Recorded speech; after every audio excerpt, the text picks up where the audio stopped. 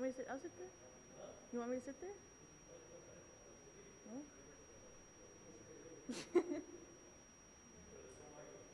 Mm.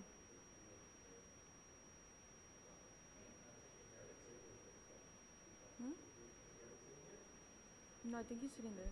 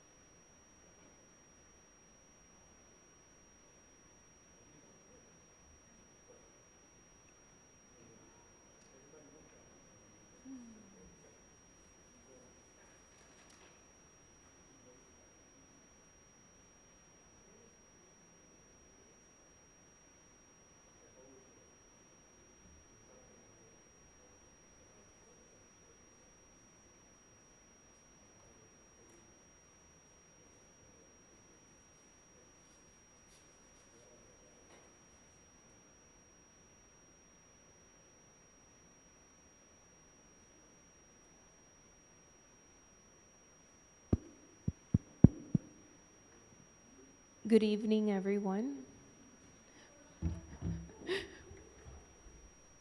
Welcome to the first Mental Health Task Force meeting. We appreciate you being here. Just a few things before we get started. We're holding this meeting in a hybrid fashion, which means that there are members of this task force that are at home on Zoom, and some of you are here present at Town Hall. So if I could ask you when it is your turn to speak, to please turn on your microphone so that those at home can hear you. We have provided you with the agenda, and I believe the Vice Mayor's new business item as well, with the background and information and mission for this group. You will be meeting for 9 months and develop a plan for the council to adopt. So with that being said, because we don't have a chair at the moment, I'm going to call the meeting to order. It is December 9th, 2020. It's 5:39 p.m. And I will do a roll call. If you could please just state that you're here. Gary Cardenas? Here. Jen Cuello? Absent. Rosie Barroso? Here. Alexandra Alonso.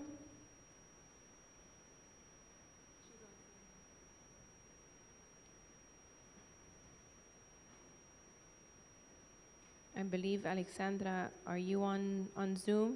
You may be muted.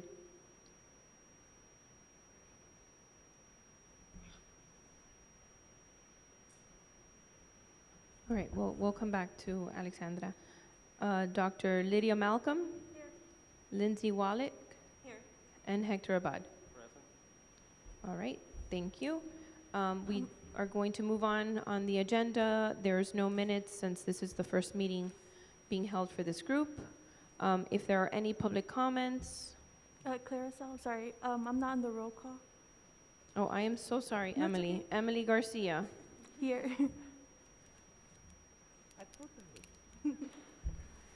Thank you, and I apologize for that. It's okay. Since most of you are already part of a committee or another board on the town, I felt like it was not necessary for our deputy town attorney to come and present the sunshine rules. I believe all of you are aware and are familiar with them. If you have any questions, please email me and I will have him respond to you. So with that being said, we're on to elections. But before we do that, I think it's important that we go around the room and introduce ourselves, give a little background on why you were selected or why you think you were selected to be part of this group. So we'll start with Rosie, since you're to my right, and then we'll go around the room. Thank you. Hello. Hi, everyone. My name is Rosie Barroso. I'm a mental health counselor here in the town. I feel like I might have been selected because I was harassing everyone that we needed to talk more about mental health. Thank you. I just push it? Hello? Oh. I'm Lindsay Wallach. I'm the owner of Meraki Wellness Healing. It's a behavioral community mental health center. And I guess I was asked to join because, like Rosie, we've been wanting to spearhead something for the community. And I'm in mental health every day, so. Hello, Gary Cardenas, and I'm served on the Veterans Committee for nearly or over 10 years, I guess, and work for the town, supervisor of the school crossing guards, and I'm also the commander for the American Legion Post 144 in Miami Lakes War Veterans Organization. Why I was chosen to be here, I don't know. But I am here to help. Hello, I'm Dr. Lydia Malcolm. I'm a clinical psychologist, I'm owner of Authentic Behavioral Health. I'm actually in Miramar, but probably half the folks I see are Miami Lakes residents because we're right on the border. And I think I was chosen because I come and I do wellness presentations here at the town, and I have a real interest in this community. I grew up around here, and I'm really excited to be part of the committee. Thank you. Or the task force, rather. Hello, my name is Emily Garcia. I am a full-time student, full-time employee. I help with Giving Gators, a nonprofit organization in the town. I'm in the YATF, which is why I think I'm here to represent the committee, and I'm also the secretary on the EAB committee. So yeah. And a great secretary that she is. So my name is Hector Abad. I am a school social worker. I have been employed with Dade County Public Schools for the last 25 years. And I do cover most of this area. I do have a couple of schools within the town that I serve, especially Barbara Goldman and Miami Lakes Middle. I think I sort of volunteer myself. I didn't want to put the rest of the Education Advisory Board through it. And being that I am in mental health, I figured I would volunteer for it.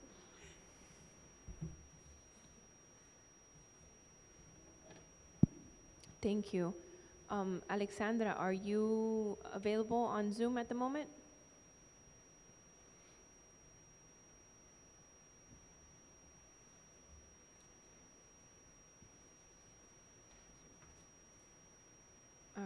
So we'll come back to Alexandra. She may be having some technical difficulties. So now that we've given a proper introduction to ourselves, I'd like to open up the elections. Are there any volunteers to serve as chair, vice chair, and secretary for this task force? Please don't all jump out at once.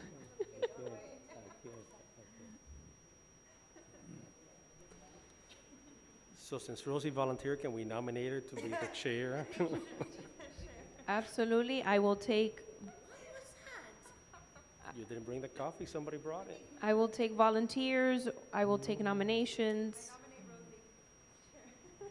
Please, when you nominate, please speak into the mic. I nominate Rosie for chair. Rosie, do you accept the nomination as chair? Yes. I nominate Hector as vice chair. So Hector's already the chair of the Education Advisory Board. I don't think I can hold in two different, You can only hold office in one. one, so I cannot. Yes.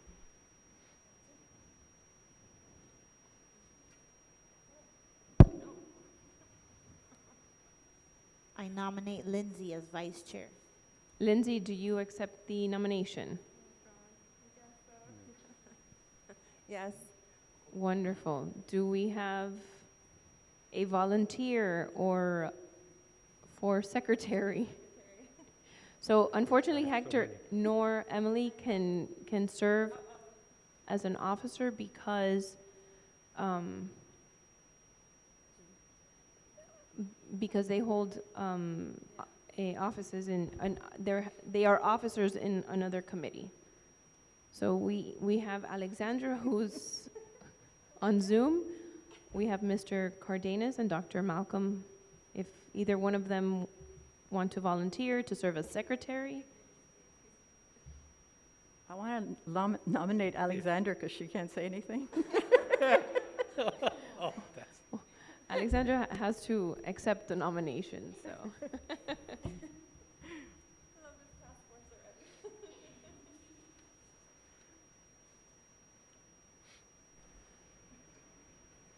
So I think it's down to one of you two. Who's left? We need to get Alexandra on board. I think she really wants it.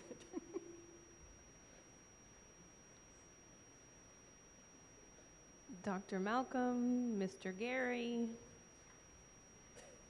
We need a secretary. I have plenty of other things. I have over 200 men that I have to look over, men and women, in our post. Dr. I'm Malcolm. wonderful. I think I'm going to accept by default, and my husband's going to kill me. Thank you. Okay. So is that a yes? I believe I said yes. Remind me Thank you. later. Thank that I you. said yes, okay. All right, so we have nomination for Chair Rosie Barroso, Vice Chair Lindsay Wallach, and Dr. Malcolm for Secretary. Is there a motion? I make a motion. And I'll second it real fast. Gary seconds. All in favor? Aye. Aye. Aye. Aye. Wonderful. Congratulations to the three of you. Madam Chair, it is now your meeting. Did you advise Madam Chair that she needs to bring coffee to every meeting, or is she aware of that, Cuban coffee? Make a motion. Yes, I am aware. Thank you. Just follow the agenda. There's really just one new business item at the moment. There's somebody trying to come into the meeting. There's only one business item at the moment, which is committee objectives and timelines, but as chair, it is now your meeting to run and have that discussion with the rest of your board, and then we'll schedule a follow-up meeting. And I believe we have Vice Mayor Luis Collazo, who has joined the meeting via Zoom. Vice Mayor, can you hear us?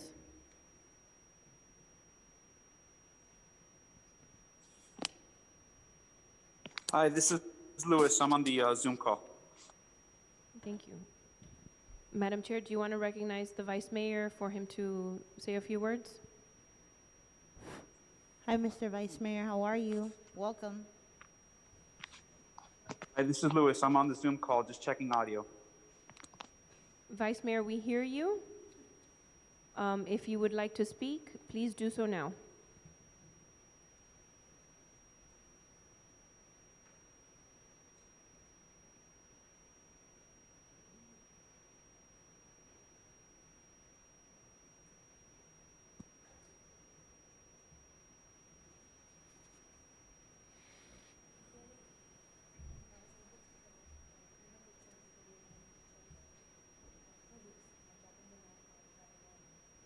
Vice Mayor, you are muted. Okay, I'm here on the call. I can hear. Do you want to address the board, or do you just want to listen in? Well, I can do either or. First of all, I want to apologize to everybody for calling in late. Unfortunately, I have a job that sometimes is less predictable than I'd hope. So I apologize for not being able to be there in person. The premise of the group, and I appreciate the people that I can see there. I see Rosie, I see Alexandra as well, and I really can't see the rest of the people that are there in person. Can you tell me who else is there in person? Do you want everyone to say hi and introduce himself again to you? No, I just wanted to see who the audience was. I just got on the call, and I apologize again for calling in late. It's okay. So Alexandra's on Zoom. Dr. Malcolm's here, Lindsay's here, Hector's here, Emily's here, and Gary's here. And me. Okay, well, I appreciate it, and thank you so much. The premise of the task force, and I appreciate everybody that's there in person and again, apologize for my tardiness and not being able to be there in person. The premise of the task force was to convene at least a representative from all the committees and see how we can start incorporating either best practices or at least be a little bit more sensitive to the times that we're living in, not just with the pandemic, but with regards to mental health. And some of us are already doing that. I know there are some committees that are already heading that off and championing certain issues. In particular, Veterans Affairs Committee has been doing a great job, and I know that Elderly Affairs as well has been doing different seminars. But I think we have opportunities to work with all the different committees and all the different groups, and sometimes work in partnership just to understand what all of us are doing and maybe even creating some additional programming or opportunities to address the mental health crisis. With this pandemic, one of the things that I've seen, and I work in the field, and I know Lindsay actually is someone I work very closely with now, as well as Dr. Barroso, increased issues of depression, suicide, and not just in the traditional populations that we would want to think of, like the mentally ill, it seems to be happening everywhere and to everyone, and it seems to be spiking, just like the pandemic is. So that was the whole premise behind the group, basically having a representative from each of the committees to see how we could partner together, is kind of the order, so to speak, of this group. And I'm here to help in any way that I can. So I appreciate everybody's time, and thank you for indulging me for a few minutes. Thank you. Do you guys want to discuss, so the next line of business is the committee objectives and timelines. Do you guys want to discuss a few objectives, if you guys have any ideas?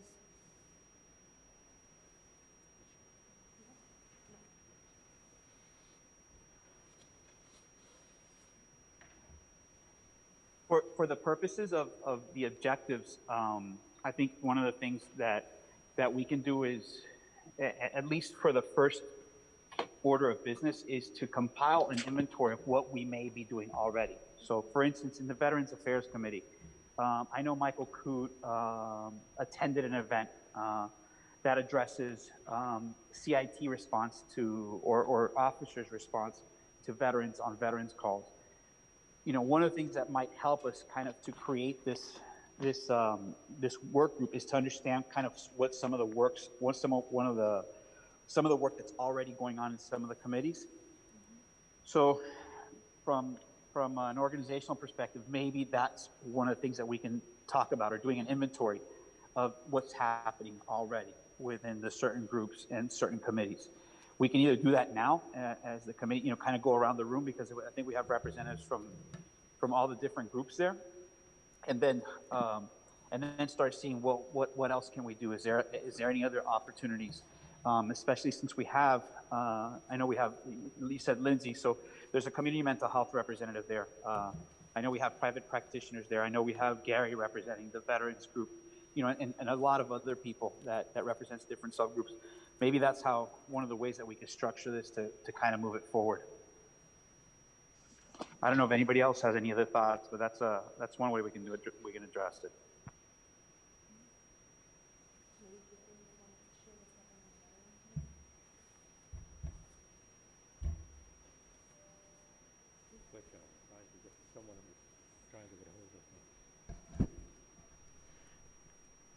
Louis? Yeah, I'm here. I'm on the call. Could you run back the last couple of sentences there, or at least one, regarding the connection of the 16 committees maybe feeding into the mental health, this committee? Right, so the whole premise behind the task force is to see it. We are seeing an increased incidence of mental health, not just, well, obviously within the town, but everything seems to be exacerbated, or at least the mental health issues that people are going through right now seems to be exacerbated. So timeliness of this issue was important.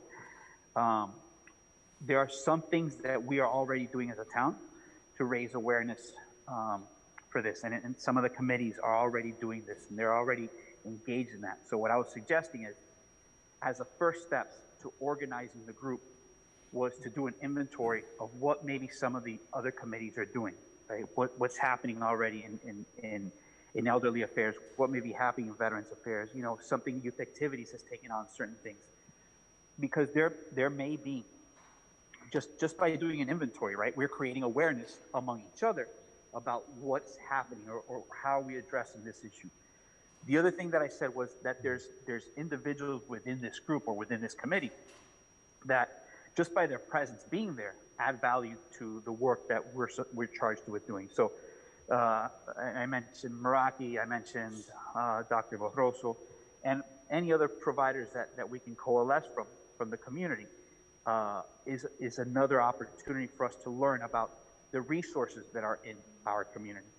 So it was just two things to kind of start providing structure and context for the group as we start then moving towards a goal, right? A goal of creating more awareness, and then maybe bringing help to the community if they're struggling with issues of mental illness. Okay. Sort of, from my understanding, creating a network in a town which can facilitate at a moment's notice, or where a resident can reach out when they feel a need for, you know, they're in stress, which we know a lot of people are, and not just from the civilians, but the veterans, anywhere today. And then you turn around, someone is dealing with something. And those who had a little bit of that were dealing with in the past, COVID has certainly added kind of the exclamation point to it. So is that my understanding? Am I following you? That's right. So not necessarily to recreate the wheel, right? So there are services that address that issue. So there are services like a mobile crisis hotline. There are services that can be brought forward, right? When you get somebody, and I know a lot of veterans reach out to you, Gary, you know, and you're very well connected in the veterans community. Mm-hmm. But it's, first of all, creating awareness that these resources are there, not necessarily creating a new repository for them, but I mean, that could be one of the objectives of the group. But seeing where and connecting, many times people that need help just don't know where to reach out for it, right? So creating that awareness that the help is there, I think, is one major thing that we can do. And again, by creating this group, we're already creating awareness, right? It's just how do we make it trickle down to the rest of the community, right? So one of the ways is the committee systems are very good at involving and engaging the community. So what are we currently doing? Because there might be some things that are happening within the town that we don't know about, that we don't know what, the right hand doesn't know what the left hand is doing. We as residents might not know. Maybe creating more awareness to those particular issues. If people need a crisis hotline, right, make it a point to share that information with the community. Maybe we can do a social media campaign. Maybe it's something that I can blast out. One of the things that just how we do a wellness minute before every council meeting, we can feature different providers. We can feature different mental health providers, kind of how we were doing on the Mental Health Thursday Facebook post. So it's really just taking what we're doing, creating an inventory, and if there's opportunities to enhance, or if we say, hey, look, there's a really big need to address X in the room. Our children don't know, our children that all of a sudden are having a lot of mental health issues. Hey, the therapy labs, they specialize in giving therapy to kids. Let's connect the people to where the services are at. And that's really the goal, so to speak, because most people, when they're in crisis, they don't even know where to turn to. Right? And they'll ask somebody, and somebody might not know. So it's creating awareness to those issues that I feel we may be able to help some people. Yeah. For instance, from the veterans side, and this I received today, is from the Veterans Administration, from the VA hospitals. 10 ways to get the care and support you need from the VA during COVID-19. Number 8, get support for stress and mental health. And then it gives you the URL for the mental health at the VA where veterans can call and get the help they need. There is another one I didn't have a chance to print yet, but it's one number now that the VA has to call for anything and everything that you have a question about. You need this, okay, this is the one number to call. And perhaps this is what we're looking for. The question is how do we establish the base that after that number is called, we can turn around and say, yeah, here's where you got to go. This is where you have to go. This is your issue. Am I going in the right direction? That's what we're here to talk about as a group. There's some communities again, and I'm not putting this agenda in front of the group. I want us as a group to kind of to understand, what the issue is. Everybody here has an interest because we wouldn't be here taking time out of our personal schedule to be at the meeting or to attend virtually, and everybody has a skill set that they can contribute, right?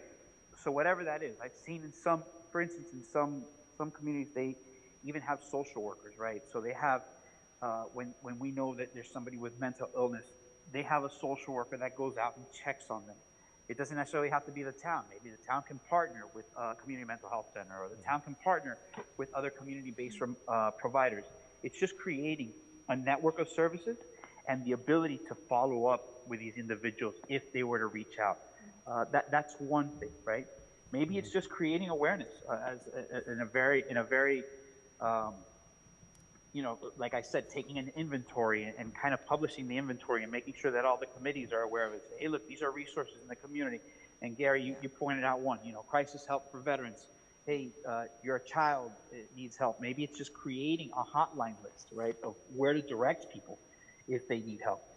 Those are all different things that I think we can do in a very time-limited way that would actually help advance this agenda and maybe help more than one person in the community, maybe help dozens of individuals in the community.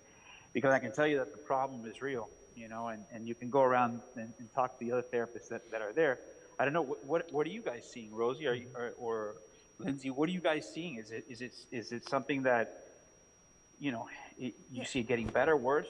No, it's definitely not getting any better. Just to piggyback on all the ideas that were shared, I think that if we can start off with like an education campaign and then make it in a way that is almost, I want to say the word fun, or to provide education, because that's my biggest thing, is to educate the community, because if you do not know what mental health is, how can you even go get help? We go back to the stigmas and blah, blah, blah, but I firmly believe that if we just build something, it could be something as simple as like a little resource packet, and like you said, we can do like a directory there of local, organizations. I would be even open to creating, or maybe something like locally, like in Miami Lakes, like a number. And it could be from, certain times. It doesn't have to be 24 hours where people can actually call, and we can maybe take turns with different centers in picking up those calls and providing those resources as well. So I think the first thing is just getting off like an education campaign. And I know Rosie was always big about it, and unfortunately because of COVID, this probably won't happen for a while, but doing like a mental health fair, to where a lot of vendors can go out there, make it fun, make it educational, make people understand. A lot of people do not know what mental health is. They don't know it. They think I gotta be like berserk, but we all go. It could be situational, it could be, there's so many layers and concepts behind it. It affects different populations in different ways. So I firmly believe that if we, in the schools, just make packets, education, where the schools can then, if they have a case, they can provide this packet and it has information, and then like a resource guide, and it's all free, and then from there they can go on to see where the person would want to go get the services depending on what's happening. So I don't know, maybe like an educational, it has to be something that's going to capture people's attention. It's not going to make them get scared. Like, it doesn't have to be so dramatic like mental health, but more like, like for the parents, like if I'm a mom and I'm stressed or whatever, like it'd be like a mom's thing that you're feeling the stress, or for the children, and we can kind of develop it in different populations to break it down like that, and then even share it within the other committees, one for like the elderly and more like the resources for the elderly that they can also, if they know that population better, they can take out over there, for the one for the veterans. There's so much education that we can provide, and then I think that is where we need to start off, is educating, and make it fun, make it like a campaign. We can make it like a fun name we can come up with, that's gonna make people feel comfortable, and it's not gonna be so dramatized and have that stigma associated to it. And then that's it. I don't know. All right, so let me You gotta add. come up with a name. Let me add something from the education point of view, Yeah.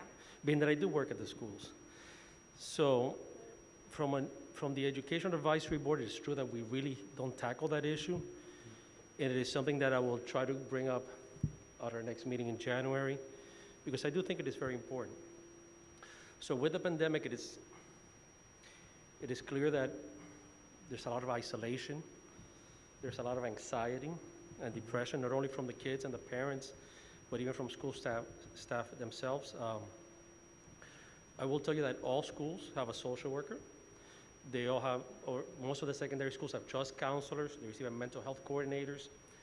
And I would say that those resource guides are there, but the truth is that parents don't seek it out.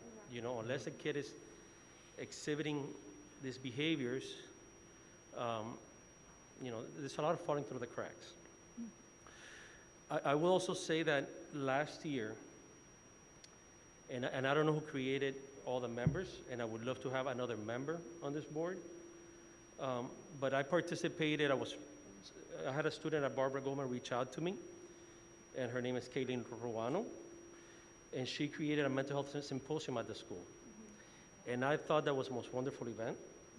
It was very well attended because the whole school bought into it. All the clubs, everybody advertised.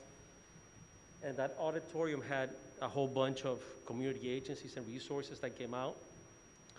We had talked about doing a resource guide. To be honest with you, I haven't followed up with her, so I would like to talk to her about that. But I think she should be part of this committee, simply because, let me tell you, she reached out to those kids, she connected with the kids. Last time I spoke to her, we had discussed about possibly bringing it over to the middle school. I had mentioned maybe doing it as a town-wide event. I think she prefers the schools, but I would have to touch base with her. But if we could do that, remember, all our schools are at K-8, it's not just elementaries. I think if we could do something like that, I think it would be awesome, because you're reaching the kids directly. you're trying to eliminate, like you said, that stigma that comes with mental health. And who better than from their peers? You know, we could stand there as a mental health coordinator, or a social worker, or a psychologist, and you know, it's not the same. So I will try to reach out to Goldman to try to get her contact information, see if I can reach out to her. And like I said, if we could bring her on, I think she has so much experience. I mean, she's very young, but she's excellent. Like, and picking up on that, the resources are there, that the social workers have it, whatever. But, you know, as a parent, I guess unless the child's really showing some sort of behavioral signs, then they won't go to that counselor and to be able to get to that next step.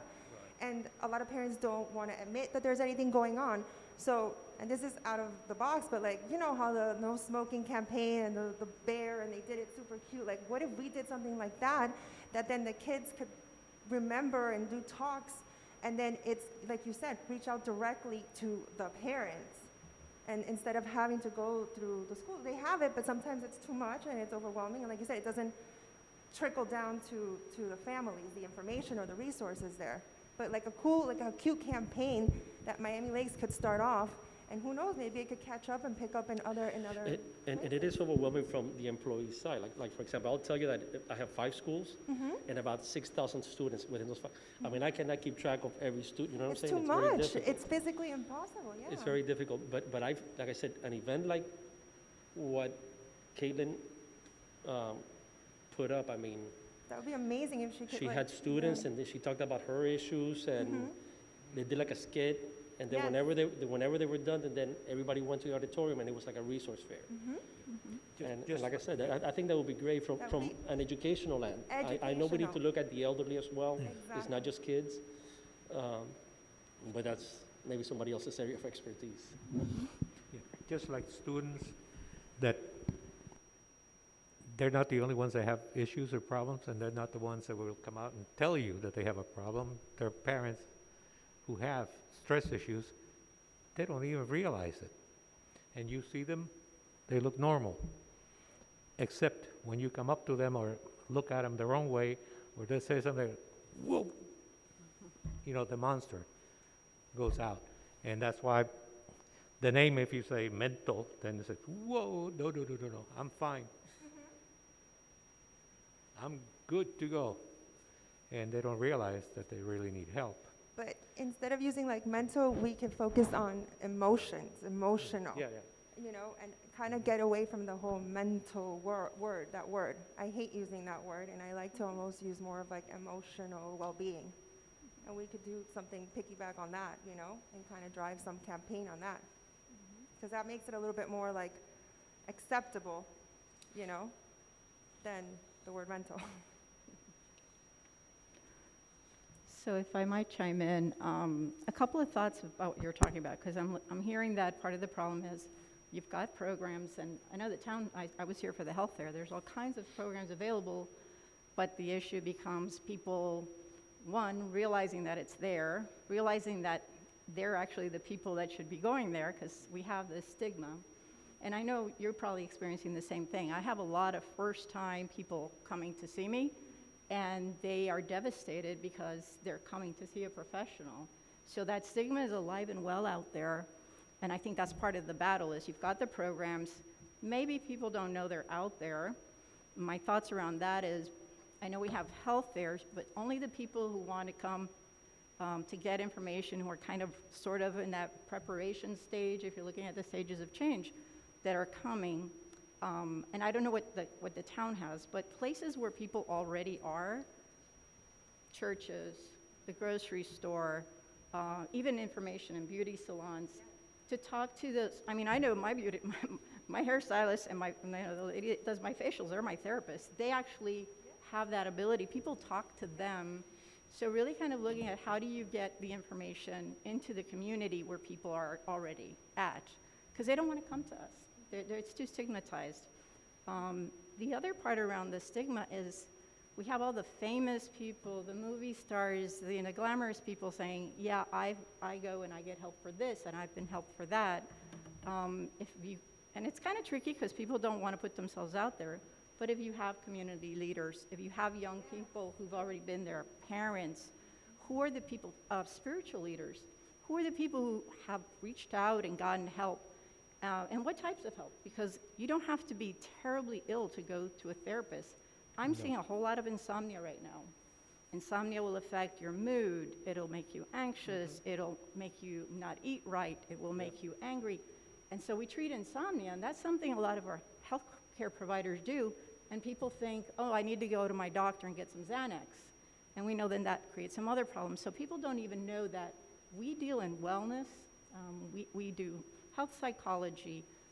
So they have that stigma. So if people that are in the neighborhood, I mean, people that you respect would be willing, I don't know, campaign of that sort to put themselves out there and say, I had insomnia, I got help. I needed help with weight loss, I got help. I was having some difficulties communicating with my child. Family therapists helped us, we're a better family. So maybe, getting down to your neighbor is the person who's going, because that's what I get. I just got a call this week, and this poor girl, first time, we have so many first-time people calling. I'm an educator, I'm depressed, I can't eat, I can't sleep, I'm miserable, and am I ever gonna be okay? I've never been through something like this before. And there's so many more people out there who are feeling that way, and they're afraid to call, because then it's confirming that you're nuts, because I'm sorry, that's still the way that, psychology and therapy is portrayed in the media.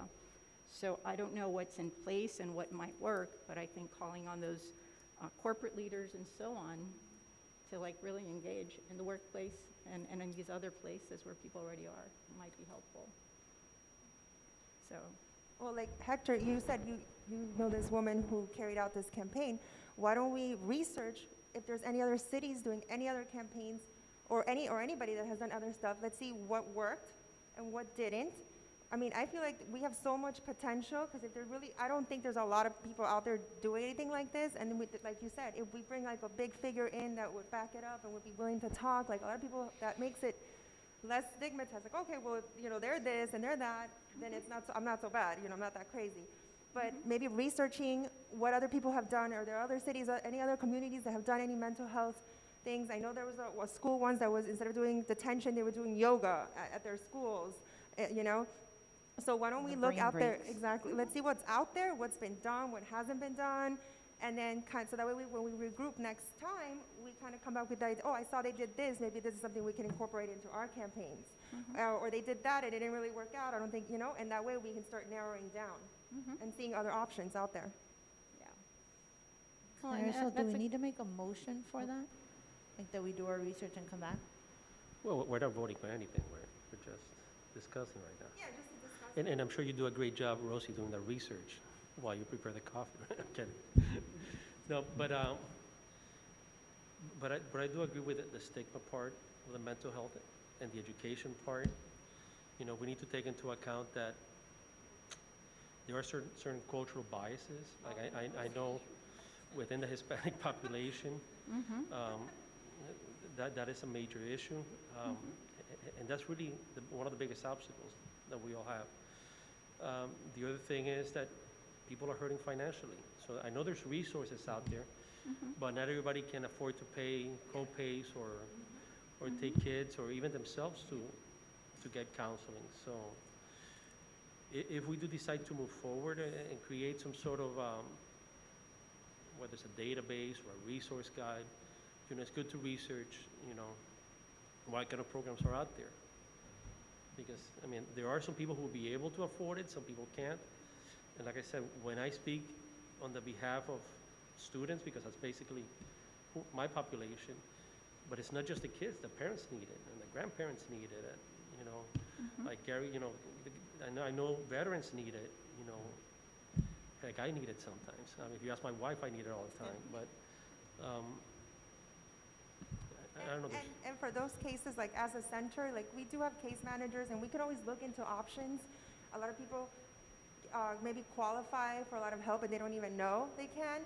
So centers like mine, we can help assist maybe in those cases and kind of take it on a case-by-case scenario also, So that, because that's a big limitation, 100%, even for myself. I'm like, so I want to get therapy, but I'm not going to go pay that. I go pay for something else.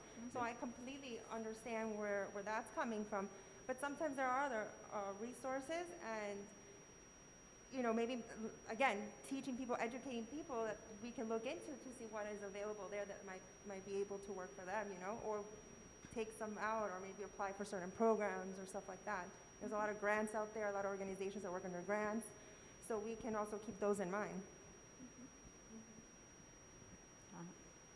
And there are a lot of things that you can deliver if you're trying to do things a little more economically in groups. And with young people especially, doing groups like anxiety or social anxiety groups, they tend to really be more supportive of each other, and then that's not, whether you have insurance or not, that's not as costly. Because that's the other mindset, that people think they need to go to individual therapy. Yeah. And that's not, there's a lot of different ways to get that care. Hi, good evening. My name's Alexandra. I sit on the Elderly Affairs Committee. I just wanted to mention a little bit about what I've been seeing with seniors in our community. Prior to COVID, most of our committee focused on forums. We did many forums, we did many activities, and a lot of these things that we did offered basically an outing, an activity, something for our local seniors to come to. And since then, we've had to stop our activities due to COVID. And most of the seniors that live within our town have been completely affected, not just by our committee, but because their social life, their day-to-day routines have been taken away. And the majority of the seniors that have reached out to us have not gotten sick, have not gotten, this virus, but they basically declined mentally.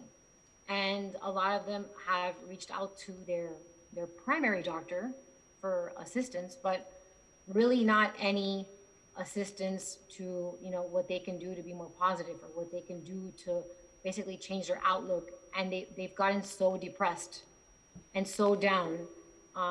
Several of them have called me, and I basically try to do some hand holding, but, maybe virtual forums could be an idea of something that we could offer in reference to mental awareness.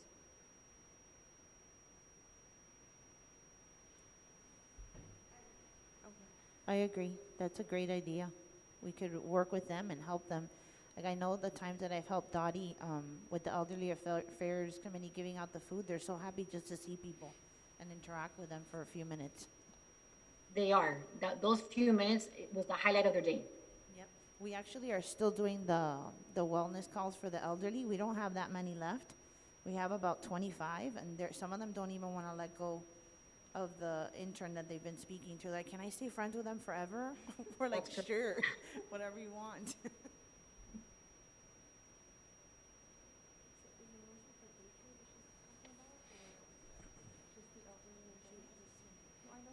Well, because I know, hey, hello?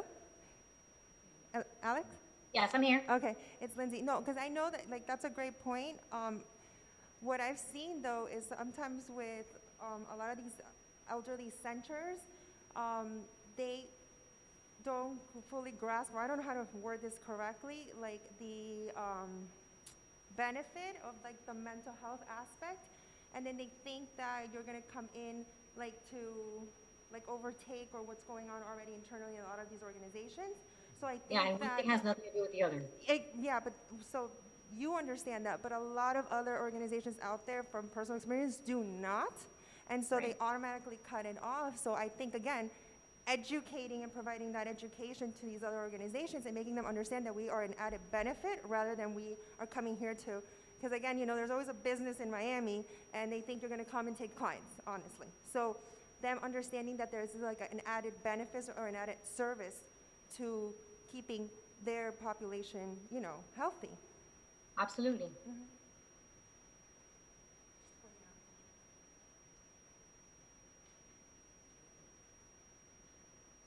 So Hector, you want to invite her? The girl you're talking about from the school, you want to invite her? Do you want to invite that girl that you mentioned? I forgot her name. Well, When you find her? I think my statement was that I think she should be sitting at the table with us.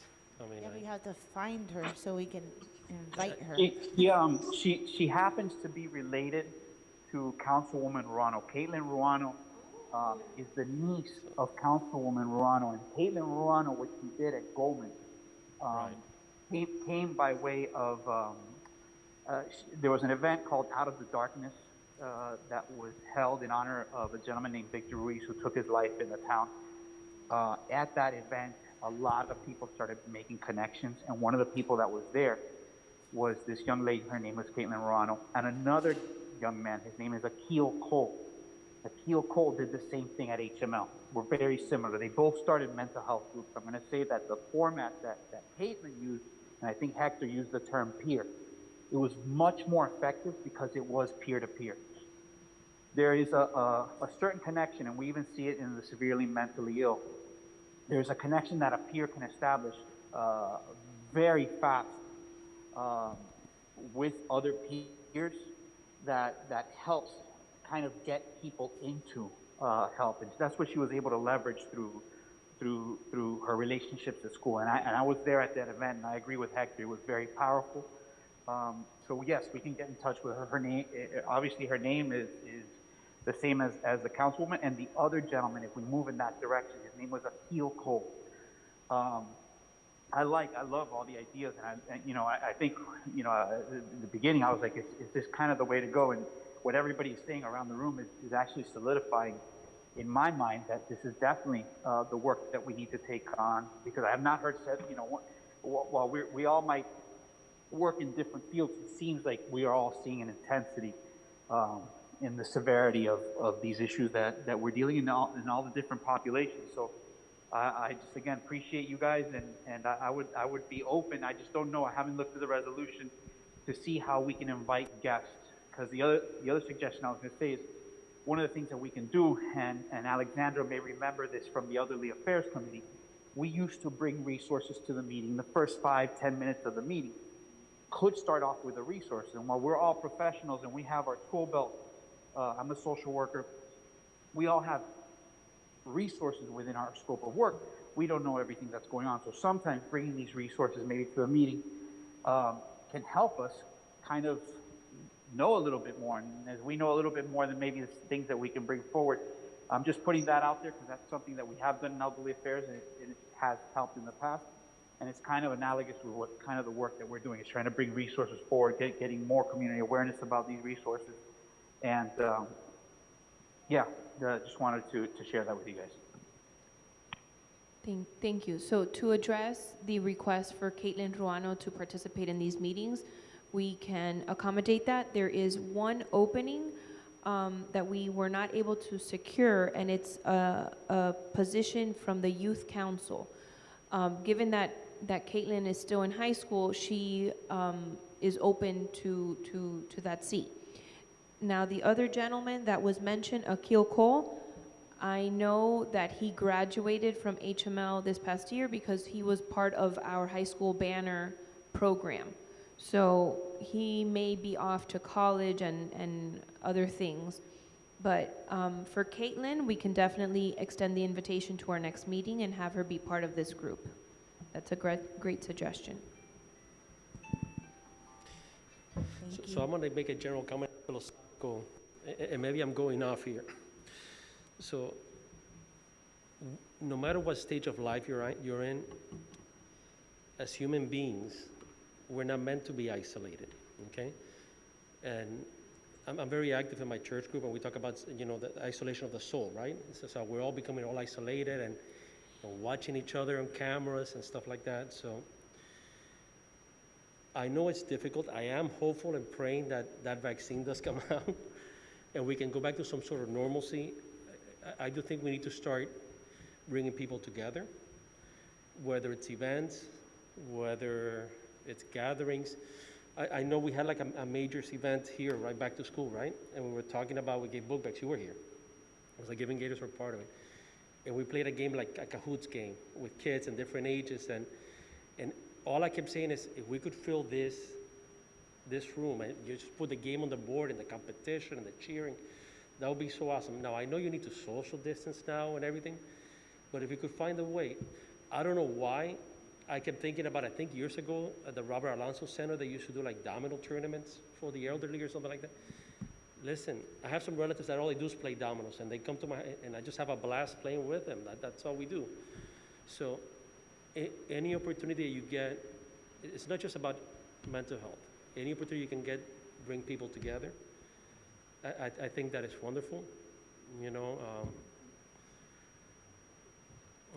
I don't know. I just think that we're not meant to be. Just the fact that we're here, and they brought coffee. You know, when we get it, to me that was like, oh my God, look at this. You know, it's back to normalcy, back to, and that's very powerful. So, I don't know. Maybe from a town point of view, maybe we need to also try to explore any activities that we could do, and you know.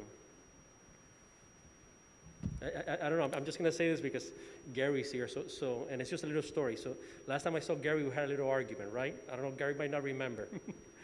And the whole issue was that I wasn't wearing a mask walking in the park. Right? I was going to remind you. Yeah. But my thing, even that, it's a way of getting, you know, it was me, my wife, and a couple of friends, but even just walking, you know, it was a way to just, you know. So I don't know as a town what we can do. But hopefully, like I said, that vaccine will come out and we'll be able to start, because that would take a lot of the pressure off the mental health issues that we do have. At least I think we do. Like making it social gatherings kind of thing? No, I'm not saying, listen, I know we cannot gather 20 people in a room, and I get all that. Small social gatherings. Right, but events, you know, smaller events or elderly affairs, you know, to me, a domino tournament, I could put a domino table there and a domino table. I mean, I don't know, we can all wear a mask. I'm just saying, we need to be creative when we come up with these things, but. Maybe even at the park or something, outdoors, because it's cool. It could be outdoors, I'm just saying, we need to come up with just more than resources, if you were to ask me. I was thinking when you mentioned the Kahoot kind of thing, we could host another one maybe, and then in between have like mental health awareness, like messages or something like that to, you know, kind of have both. It's educational and informational and fun. Yeah. I think We have a social media page? what you're saying, what Hector is talking about is we're actually saying mental health, but we're calling we're actually talking about mental illness, that the concept of mental health basically doesn't really exist in the minds of people. Mental health is about finding ways of connecting. It's about, you know, healthy behaviors. It's about going towards something as opposed to, you know, trying to get away from being suicidal or depressed. The percentage of people who are seriously mentally ill is still very small, but it can really disrupt your life to just be going through like a phase like this, that can be so disruptive that then it feeds on itself and becomes illness. But I think even like maybe coming up with a better word than mental health, because it's not, that's not landing like the way we want it to, which is, why are we waiting till we get sick and we need all this help? That you're right. There's a lot of ways that we could do things if we get creative. I think politically and with the pandemic and everything, it's like it's either all this, all that, and we've lost all the beautiful possibilities in between. And you can even make it a contest in the community to come up with ideas for how do we do a walking group or a something, and how do we stay, you know, separate enough and safe enough that maybe getting people engaged in this idea that we don't have to lock people up. Working with one older adult, and her kids won't let her go anywhere. She barely gets to walk around the block, and that's safe, and that would be so healthy for her. That we really need to get, you know, bring it into reality. Here's what we can do, all of that, because we're waiting for vaccines and pandemics. We're gonna have a lot of hurting people till probably next fall or winter. So I agree with you. I mean, I'm all for being really careful, but there are ways to do that and still protect people and I want to say mental health, but that's not what, you know, I gotta come up with a better way. How about if we call it like emotional resilience or something like that? Resilience, which that's is a just beautiful more, one. Like Yeah. everyone needs it and Yeah. has some Yeah. level of tolerance that they can't You can have a handle. brain with muscles on it. Yeah. Yeah. Yeah, absolutely, resilience. I think that is mental or strength or mental resilience, or we have to give it a better name, because mental health is just, you know, it's done, it's cooked, it's not being received well anymore. So, yeah, I'm passionate about certain things. There was a thing that I saw, I want to say it was a town in Mexico. I saw an article that I'm sure they had stop signs and yield signs, but the same concept, but it would say, stay positive, or it was like little messages that I was like, oh my God, that's so cute. Even though I'm sure you need like a budget for that, but I thought that was the cutest thing ever. Like it was plastered everywhere. I will send you what I have here, and it talks about the power of words, video. Okay, and it gives an example. There's a blind man sitting on the sidewalk with a tin can, and a sign reads, "I am blind, please help." Nobody would drop a coin. Then came by this one lady, borrowed the sign, got a pen and wrote something, put it back. Money started pouring into the can. So she comes back later, and he asks her, "What'd you do to my sign?" And she said, "I wrote the same, but in a different words. Now we see the new sign. It's a beautiful day, and I can't see it." It says, change your words, change your world. Thank you. No, and we forget words have power. Like if you wake up every day and like, ugh, another day. Or how people are always like, I can't wait till 2020 is over. I'm like, why are you saying that? Like you're already predisposing yourself to be negative. And like you're still alive, you still have stuff. It's not like the world has ended, and eventually it'll be fine. At one point, somehow. So what if, being that you brought up the positive messages. So I know the veterans do their banners, right? And as an education advisory board, we did our banners for the seniors, right? So what if we found a way, we gotta use our resources wherever we can find them, right? What if we could get people or corporations or companies within the town to sponsor? And maybe we could do that, put it on the signs, positive signs. Right. You know what I'm saying? That listen, I don't have to be telling you all day how wonderful you are, but sublimity, I mean, just by reading it, maybe you feel better. So I know we're always, listen, I know about budgets, the EAB is always arguing about budgets, but, or at least I argue about budgets. But if we could get, I've seen, I mean, we have a pretty generous community, at least, and I know, Rosa, you saw it when we did the food for the elderly, and I mean, we have a lot of generous people within the town. I'm not the type to go out and knock at doors asking for money, but if there's any corporation or any company that'd be willing to do that or partner with us, Absolutely. I think that would be awesome too. Like I know if I'm allowed, and I'm sure that you agree with me, if I'm allowed, we would sponsor. We'd sponsor You know, it. for sure. Or even there's a school one time that all their mirrors in the bathroom, they would say things like, "You're beautiful, you're wonderful," da-da-da. I was like, oh, that's so cute. And it helps. So I'm not saying one corporation or one sponsor, because I know it could be pricey. I know with the banners, it could be pricey, but Yeah, but if you sponsor two signs. $100, more than You know, I mean, it can't be a that. little bit. two signs here and two signs there, and that's up. It'll motivate other, like, companies maybe to get on board, and it'll be like a thing that we do. Or a GoFundMe. You know? And then another company might want to sponsor another sign, and then it can grow into something like that. And we could start off with, we don't need to do like all of them at once. We could start doing like, you could sponsor one, we could sponsor another, and it could just kind of trickle I down mean, effect. not because they're sitting next to me, but I know the Giving Gators are very generous. Giving I mean, Gators are very generous. I'm sure they No could sponsor a obligations. sign or two. I'm just saying. Definitely. Write the check payable Hector, you to. can volunteer for a few dollars too. Say what? You can offer a few dollars too. $5 goes a long way. I mean, I would, yeah. 50 cents a day. And like besides the corporations, we could also have like people in the town send in quotes, and they could get involved as well. You know, there's something that I use something called acceptance and commitment therapy.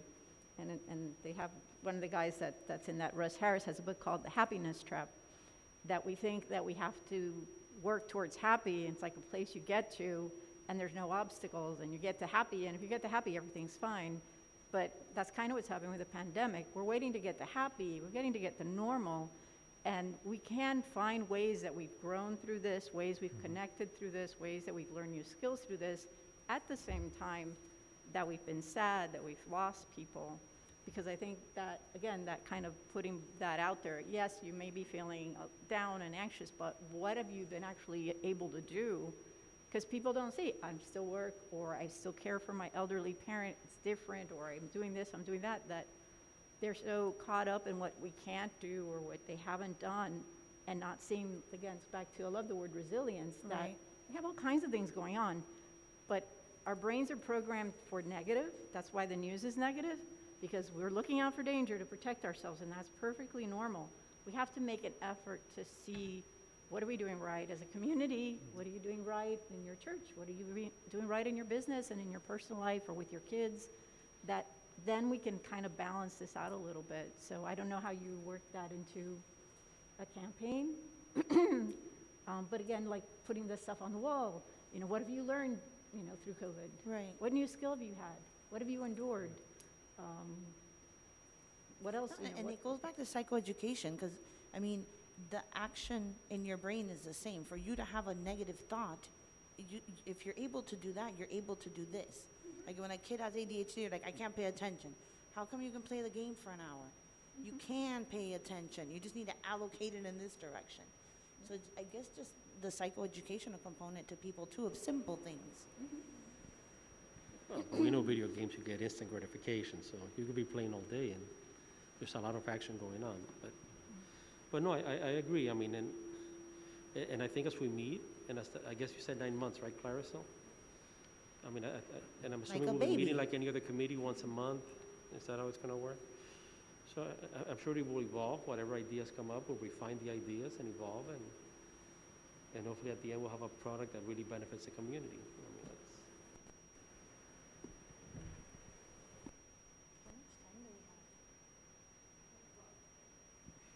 Well, we should be wrapping it up because there's a 7 o'clock Youth Activities Task Force meeting. But I just wanted to reiterate a few of the takeaways from what I gathered. Going back to what the Vice Mayor was saying about using the already existing committees and bridging them with this task force, bringing back any ideas that those committees are working on that are related to mental health. We'll be bringing those back here and discussing them as a group. And the idea of sort of renaming this group, or not necessarily the group, but our message away from mental illness and more towards emotional resiliency or emotional well-being. I really like the idea of creating maybe a landing page on our website with all of any resources that you may have. We did that for COVID. We did a dashboard on the town's website, and we did that as well for the economic resources provided through CARES and PPP and so on our website. And as a matter of fact, I just checked the analytics for the Corona page, and it had 25,000 visitors to the page from March till current. So I feel in a town of 33,000 residents and 1,800 businesses, that's a lot of traffic. So people are going to our website to get information. So that's something that if you all feel you already have certain links that should be created and added to a landing page for emotional resiliency, I'll be happy to do that, just to get the ball starting and, you know, marketing this meeting, letting the community know that it's taking place and that we have these resources that are available. And then the last thing, I guess, would be inviting Caitlin Fruano to our next meeting. We're coming into the holidays, so just want to put something out on the radar for a meeting in January. Because of COVID and the way that we have to schedule these meetings, we need to bundle them up with another committee meeting. But maybe we can do something the second week of January, if that works for everybody, and I'll try to bundle maybe Education Advisory Board, since you're gonna both be here and I have to be here, and then do it back to back. So, I'll check with the clerk's office and get, back to all of you, via email for a meeting on the second week of January. Are you talking the week of the 4th or the 11th? I'm sorry, I couldn't hear you. The week of January 4th or the 11th? The week of January 11th, Okay. yes. Yes. The 12th is a council meeting, correct. I just have to have, or I guess they do too, some time to reschedule some clients, so if we know a little bit in advance. We'll make sure to give you plenty of time in advance. I have a question. So I'm hard of hearing. I have my hearing aids on, but it's almost impossible for me to hear. I lose like 40% because of the ceilings, and the AC in here is so loud. It's tough. Is there any way, maybe the AC, because it's already cold? Is there any way what? See what I mean? You Yes. can't hear me. Hey, made a point. Point made. Yeah, it's like the AC is really loud, and then these things kind of vibrate. And I'm almost not sure if we talk loud and talk loud, it will bounce so much. No, it's better when you talk into the microphone. Two Right. reasons. I can hear you, and the people at home can Oh, hear you're you. recording, yeah. Yeah. Okay. So, yeah, I'll see what I can do about the AC issue, but it's always been an issue since we've been in this building. Yeah, okay.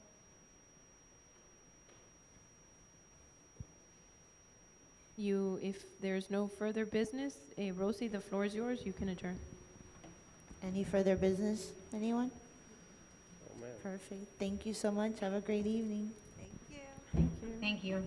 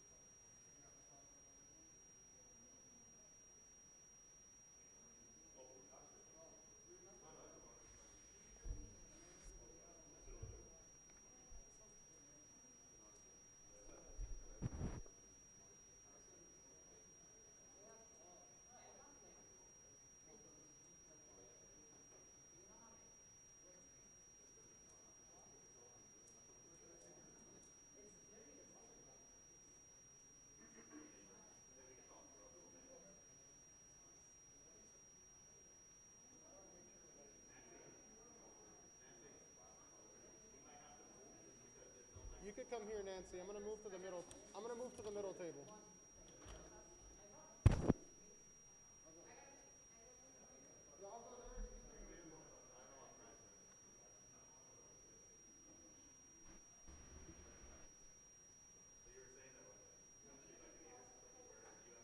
It's the first thing I found. It was cold. My mom's like, gotta wear something for the cold. But I know. I want to go to UF.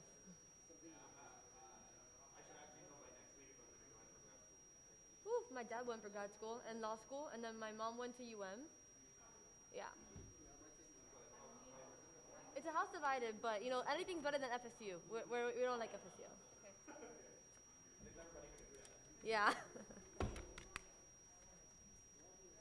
I'm very behind. Have they chosen the vice mayor?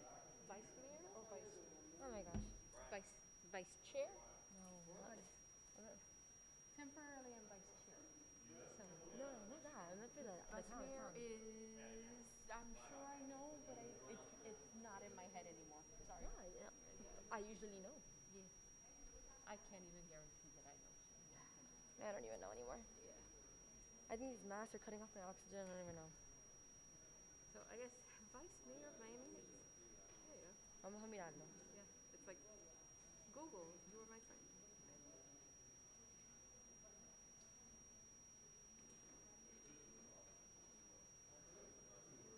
Oh, hold on. Hey, hello.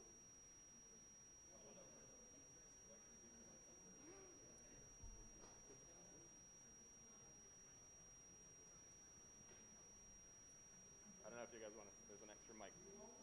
Okay. I'll just talk through my computer. So.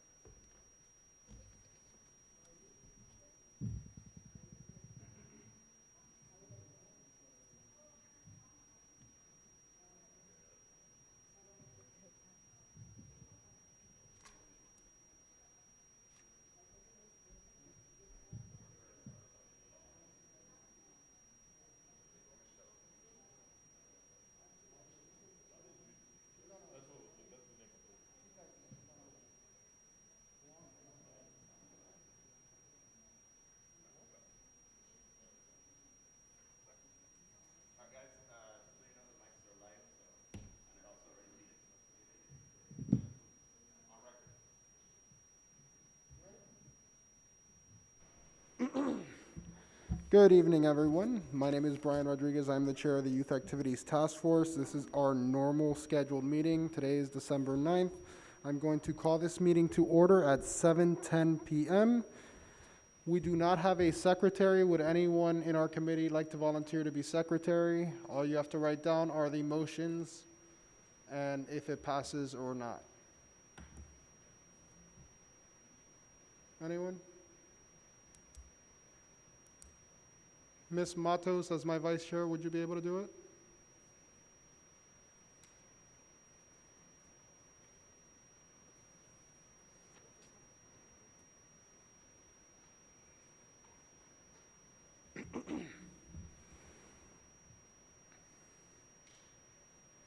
Or Eric, would you be able to do it?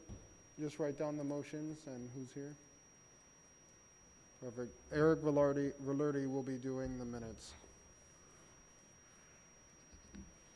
So we're going to do our roll call. If the temporary secretary could just go down the list and call everyone's name to see who is here.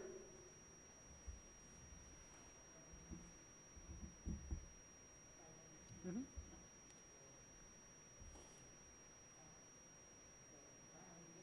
Is the green light on? Present. Okay.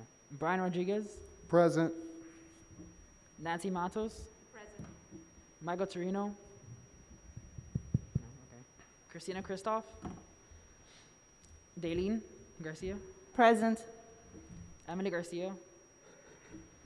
Eric Present. Grass, Present. Flavio Nunez. Oh, wow. Okay. Alega Quintero, Jose Quintero, Ariana Rejas, Juan Rodriguez, Eddie Cedeno, Present. and then Eric Valerdi, present. Okay, we have quorum. And town staff, if you guys could please identify yourselves as well. Manuel Martinez. Christina Lavosier. Perfect. So now we're going to move on to public comments. I believe we have Councilman Fernandez up on the dais.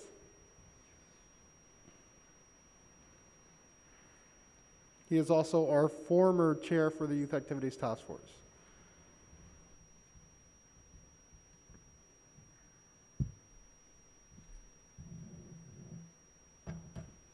Hi, just wanted to drop in. Obviously, all familiar faces in the room. Just wanted to drop in and say hi. I haven't seen you guys. I physically haven't seen a lot of you guys in months. So just wanted to drop in and say hello. I'm visiting all of the committees town-wide, and you know, I didn't want to make this one the exception. So I'll be listening into your meeting. Keep up the good work and good luck.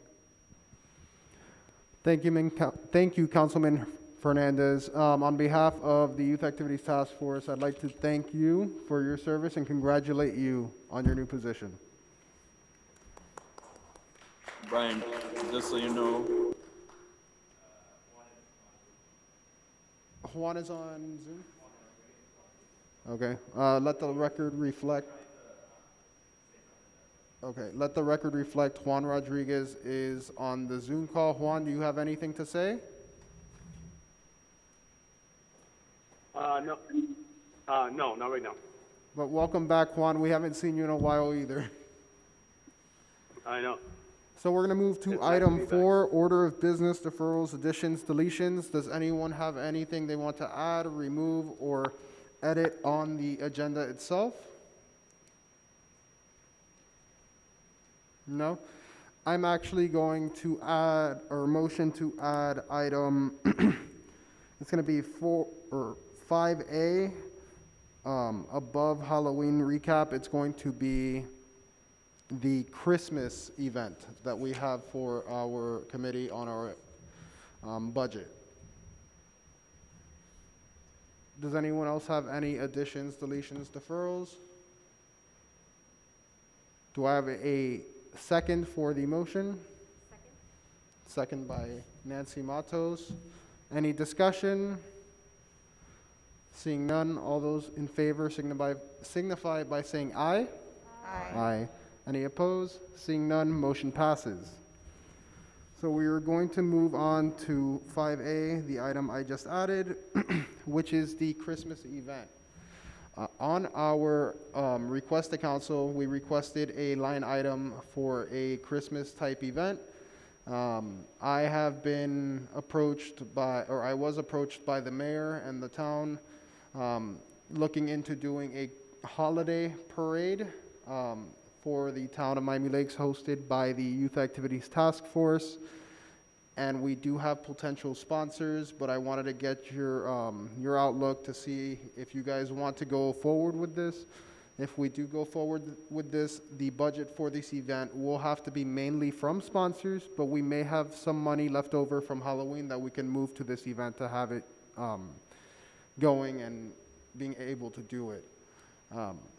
So at this time, does anyone have, I'm sorry, before I go on, the whole idea is to do a parade like the Veterans Day Parade that they had in November, but this time it's going to be holiday themed. It is not Christmas themed, so we could include everyone.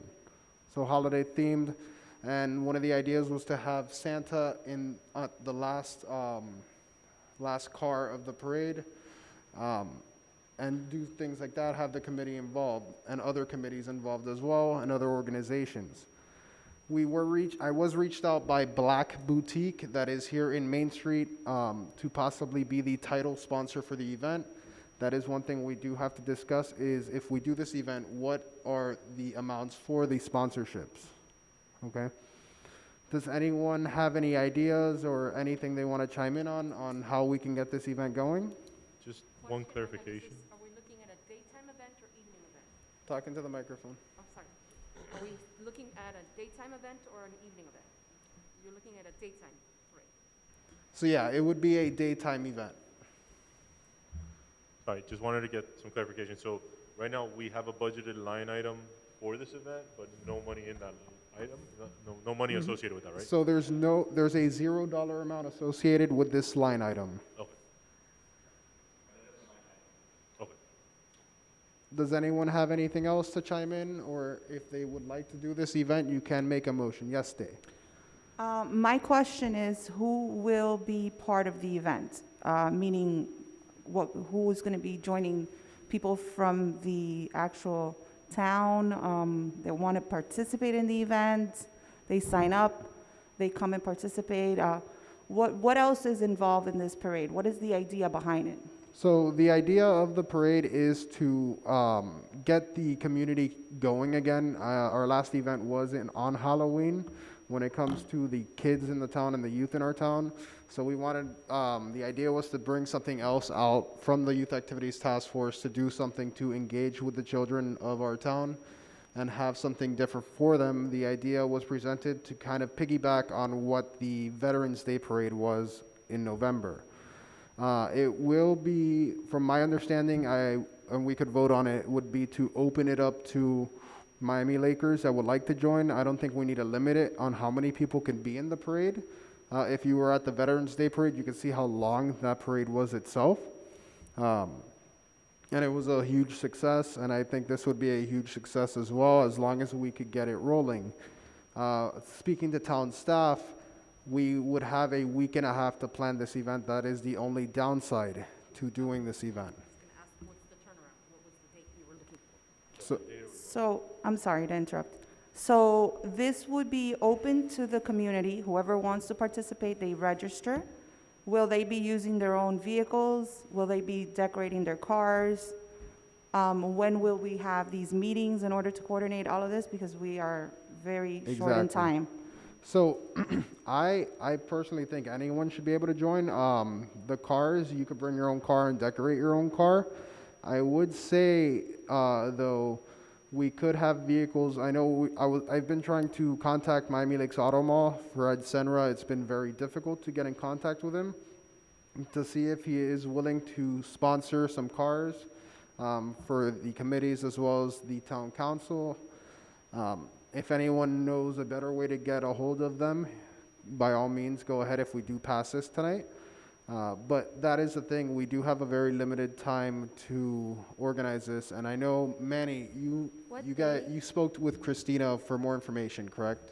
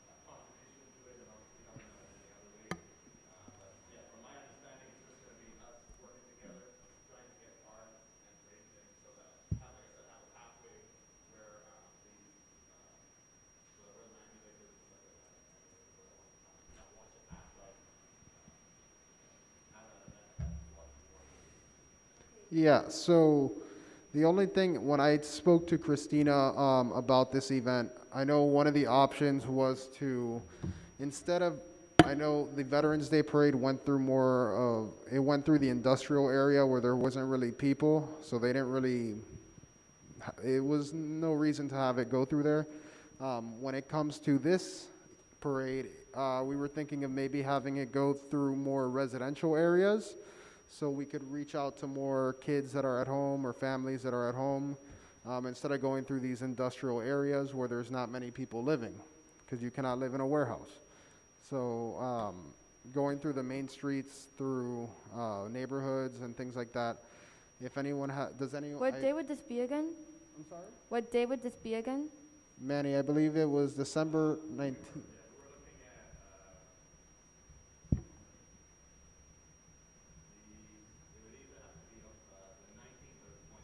So yeah, it would be Okay, either. so because it's okay, because it's a line item, and we're not like we're late, we need to get money. So if Black wanted to be the title sponsor, you also said you wanted to reach out to Fred Senra, right? I'm sorry? To Fred Senra, Automall? Yeah. Okay, so I can reach out to him if you want me to, because He tried to call me today, but I guess his call dropped and he couldn't really answer back after I called him back. yeah, I'll reach out to him. But if you could talk to him, if you could reach out to him, that would be great, and see if he could And sponsor. have we had any other interest in sponsorships also?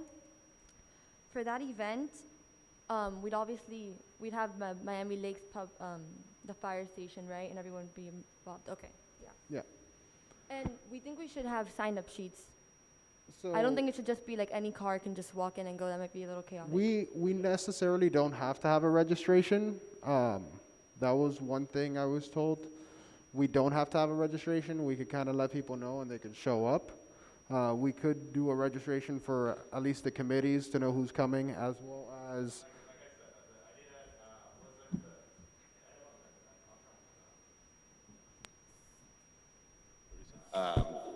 The idea wasn't to have people join the parade. It was, again, these,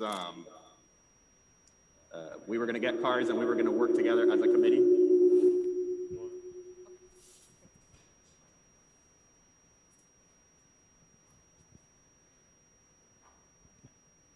So we were going to, again, work together as a committee and get cars, like you said, example, from the Automall, and ourselves, either decorate and have just wear Santa hats and have the Santa person and the different things that. It wasn't really to include people as other cars just, in the actual parade. Okay, so it's just like a correct. It's just going to be like he said, the reason why we would be moving it to the more residential area, it'll just be we'll be passing, waving, and it's not really for people to join the parade, but it's just to watch the parade. That's more the idea of the event. I kind of like that idea. Yeah, that's fine too. That's almost like when we did the Easter egg hunt, except we're all going to be together. No, yeah, my understanding was that you wanted people to join the parade. I kind of like that idea that's a little more So when I say people joining the parade, I'm not saying anyone and everyone, because then there would be no one to watch the parade. Like the Veterans Day Parade, they brought in different clubs that joined the parade. So they had like a Jeep club or a truck club that came with a bunch of Jeeps. And I know a bunch of people that decorate their Jeeps. So it's just one of those things that it could be an option to let some people into the parade with us, so it's not just a little parade with 3 cars, or we could have it be that just us in the parade. It's up to you. It's up for discussion. If anyone has anything to chime in, feel free And to. I'm sorry, like you said, Brian, I mean, we could keep it as simple. I mean, yeah, you said you don't want it to have, maybe not say as a parade, but I mean, at least we can have like that one truck or 2 cars going around just with Santa just waving and stuff like that, just to have some sort of festive activity from the town and the committee, in the sense of what we did for the Easter egg, so there's something at least going on, passing by the houses. The kids can see Santa pass by. So just to kind of, I'm kind of going over in my head what it might look like and an idea. Normally when you go to a parade, and you have children. Children want to see characters. That is the main focus, the main purpose why a parent wants to bring a child to a parade. They want to see characters, they want to see music, performance, and so on. So I think the best idea would be, yes, to keep it closed in for security reason. The reason why I asked is because I wanted a little bit more of information of what the main idea was. I think that if we can get the sponsors for the cars, I know they have a system where they need some sort of registration in order to know who will be in those vehicles. And they also have a limit of how many people can be in those vehicles because of COVID and so on. But I was thinking that maybe if you guys want to continue and want to go ahead with this event, that I think that we should find sponsorship in order to maybe get a couple of characters on those cars. Maybe rent similar to what we do for Easter, similar to what we did a couple of years back with the Winterfest event, that we rented characters. We rented, I think it was a snowman and different kind of characters. And maybe we can, Elsa as well. I think Ms. Matos had the connection to that, yeah. And maybe kind of, and maybe kind of bring those characters for the kids. They climb on board on one of those cars and wave at them, have the music. And then in reference to also the area in which we would be going through, I think that a couple of years back, the Veterans Committee used to do it at Main Street. And I, to be honest with you, thought that it was a great idea. I don't know why they changed it this year around. And maybe we can kind of incorporate that same area with Main Street involved, because a lot of the families walk to Main Street, walk to the stores, can be around the restaurant, maintain businesses open as much as they can so they can kind of visit. And then at the same time, they can sit around the same path and then the parade can come by. So maybe we can kill two birds with one stone. We bring people to Main Street because we need it, the businesses need it. And at the same time, it's a nice event and it's a nice area where it's safe for families to come. And just throw in a couple of characters, music, and so on in there. I think that's my idea. I don't know what you guys want to do. So I agree with almost everything basically everything that they said. The one thing, I guess my biggest concern is sort of what Elika mentioned about the timing. I think we are behind. I think we have to hit the ground running if we're going to do this, but I think we could probably pull it off. I do have an Olaf costume, like a very large one, so I'm happy to contribute a snowman, I guess. As far as location, though, I'm gonna really go off of that and say Main Street. I think that's what I was thinking, because I think the logistics of a residential area, it's great because we're in where the families are, but I mean, where are people gonna park and stand on someone else's property? That's gonna make it very difficult, unless there was a particular place in, I guess, in a residential area you were talking about, but in my mind, I was just thinking a random street. So I think Main Street would be awesome. I think also if Black is going to be the, is thinking of possibly being the title sponsor, I mean, you can't, what could you do? Yeah. That street that literally goes in front of them, where the Mexican restaurant is, and that, I think that would be a great street to use for that. And then people get to stick around and enjoy the day at Main Street. I think if we do it in residential areas, we're going to get a little upset. I agree. I think Main Street was what I was thinking as well. Yeah. On the characters, I love that idea, but I think we need to gather funds. I mean, it's pretty soon. I can't hear you. It's 2 weeks away, so we do have to gather funds pretty quickly. And I was thinking, are we going to be, I don't know if we can do this now with COVID, but can we throw like candy canes or no? Is that like not COVID approved? I would say no. The Veterans Parade, the Veterans Committee, I believe, was told they were not allowed to throw anything out of the cars, except for giving out flags. Giving out what? Flags. Okay. So they were not allowed to give out anything that can be ingested into the body. Unless we prepackage it, then maybe that could be an option, but we do have very limited time. That's true. It's up to you guys. If we want to explore that, we can. But before we start talking about this, maybe we could have a motion on the floor to at least know that we are interested in doing it, and a second, and then we could go into more discussion and then vote on it. So do we have a motion on the floor to do the event? I'll motion to have a Christmas event, either the 19th or 20th of December. Do we have a second? I'll second. Second by Elika Quintero. Can I add something? Sure. I motion that we have the event held in Main Street. I'm sorry? Held in Main Street. The On location Main be the location be Main Street. Okay, so yeah, that's what we're gonna talk about, so we could just keep it to the motion in the second. Now discussion, on my point of view, I love the idea of going through Main Street, but, I would still have it go through Main Street, maybe end at Main Street. But I would still I think it would be a better idea to have it go through the town as well. If it's not through the residential areas, at least through the main roads, for those people that can't go to Main Street. I think it'll be a little bit better to have it go through the whole town and a little more worth our monies that we will be spending on this event. You don't want it just going down Main Street for 5 minutes. Okay? 5 minutes is not worth $4,000. Right? So I want to spread this money as much as possible if we are going to do this event and, try to make this event as great as possible. Does anyone have any other comments? It is open to discussion. Going back to the routes and the Veterans Committee's events and the parades from before, they used to begin here at the town. They commenced at the town and went all the way around 154th and then all the way around Main Street and then head back here again. So I think that's the safest route. We can speak to the Veterans Committee and kind of get more ideas when they've hosted their events from before. Okay. Any more discussion? Seeing that there's no more discussion. Wait, Yes.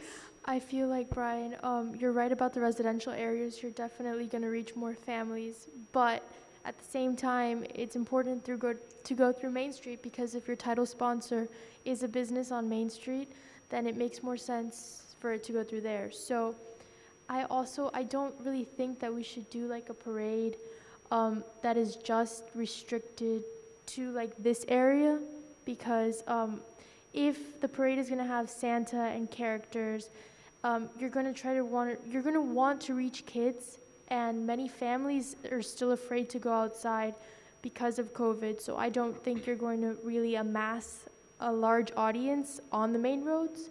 So maybe have a compromise where you go through the main roads and you go to Main Street, but look at some of the routes that you guys did during the Easter egg hunt, where there were residential areas that let you go through, and maybe like work around, like not go through all of them, but the ones that like had the most kids. I don't know if you have like data with that. I believe we do somewhere.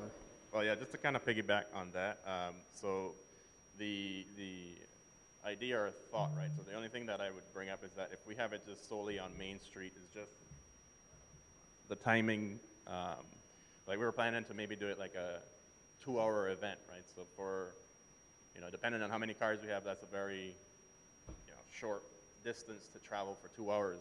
So that's why, like she said, maybe we can incorporate what Christina had just sent me, kind of like a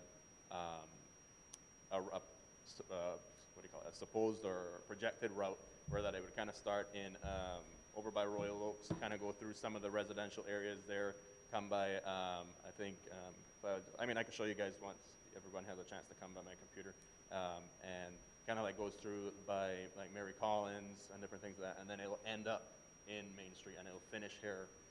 Again, like if you have the same title sponsor, it'll be finishing basically here, and you can have it that, this would be the finishing spot and people can come and meet up and have, so you kind of have like both, best of both worlds, like Flavia did say.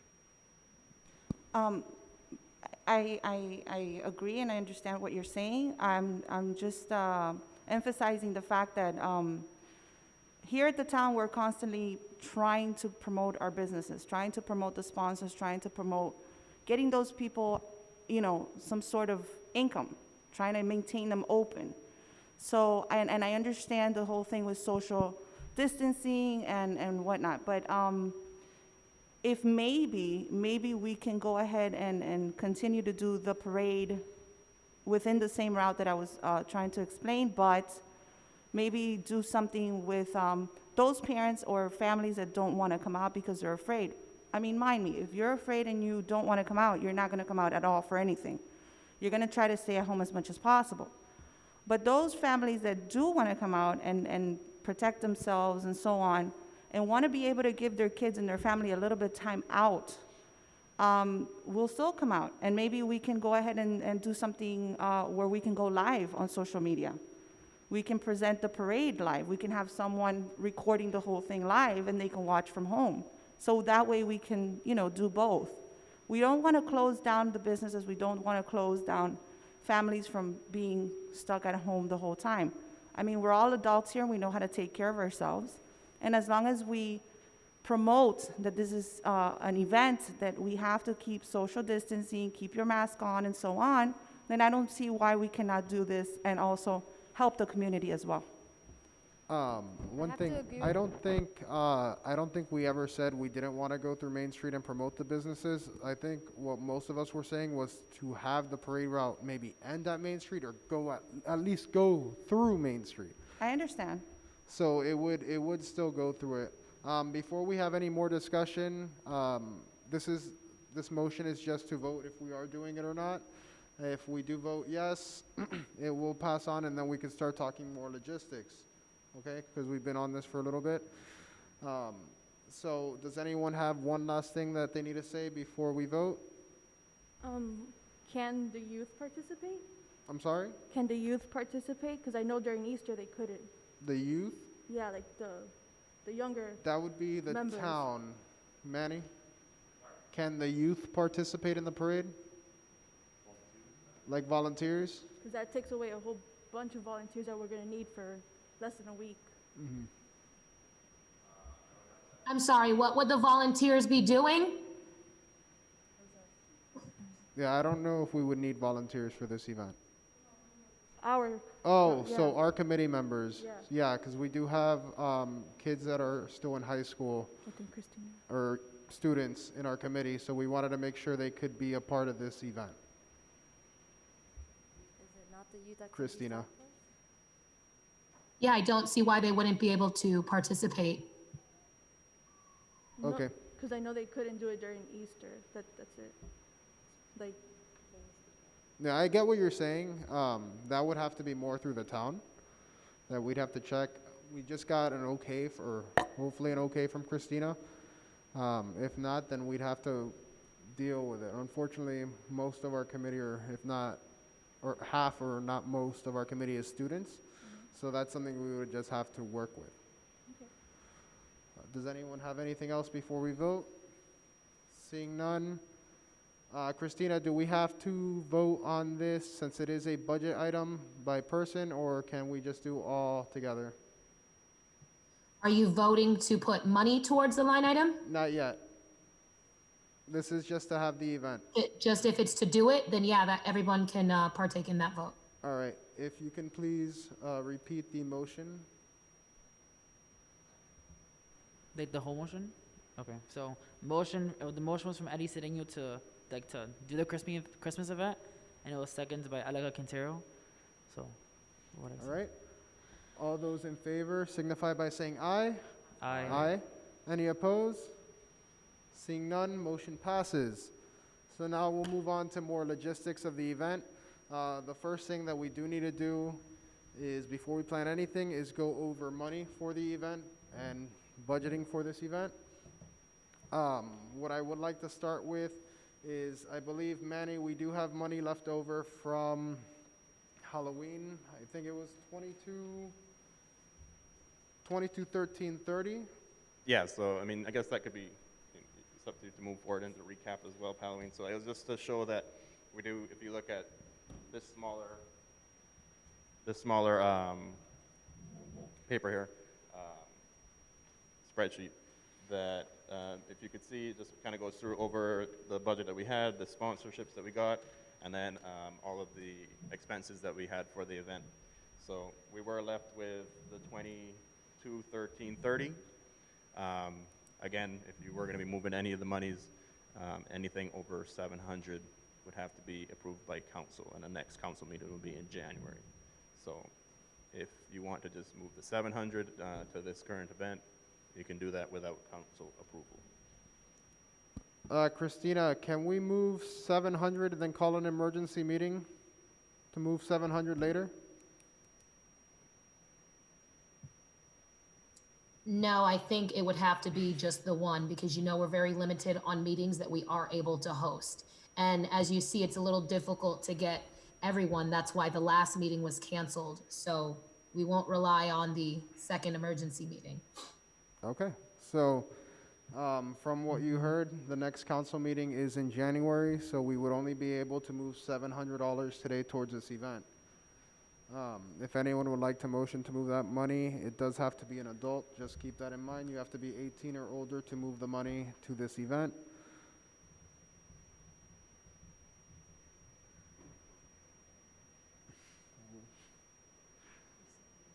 Does anyone have a motion? I'll motion.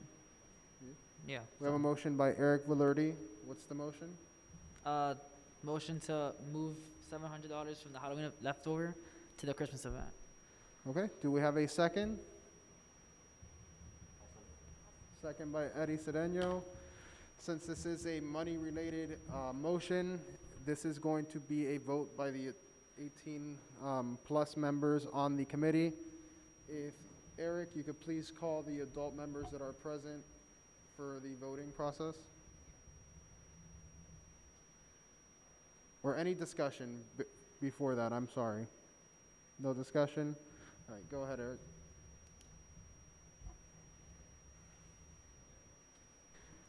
So, do I have to repeat the motion or no? Do I have to repeat it or no? Okay.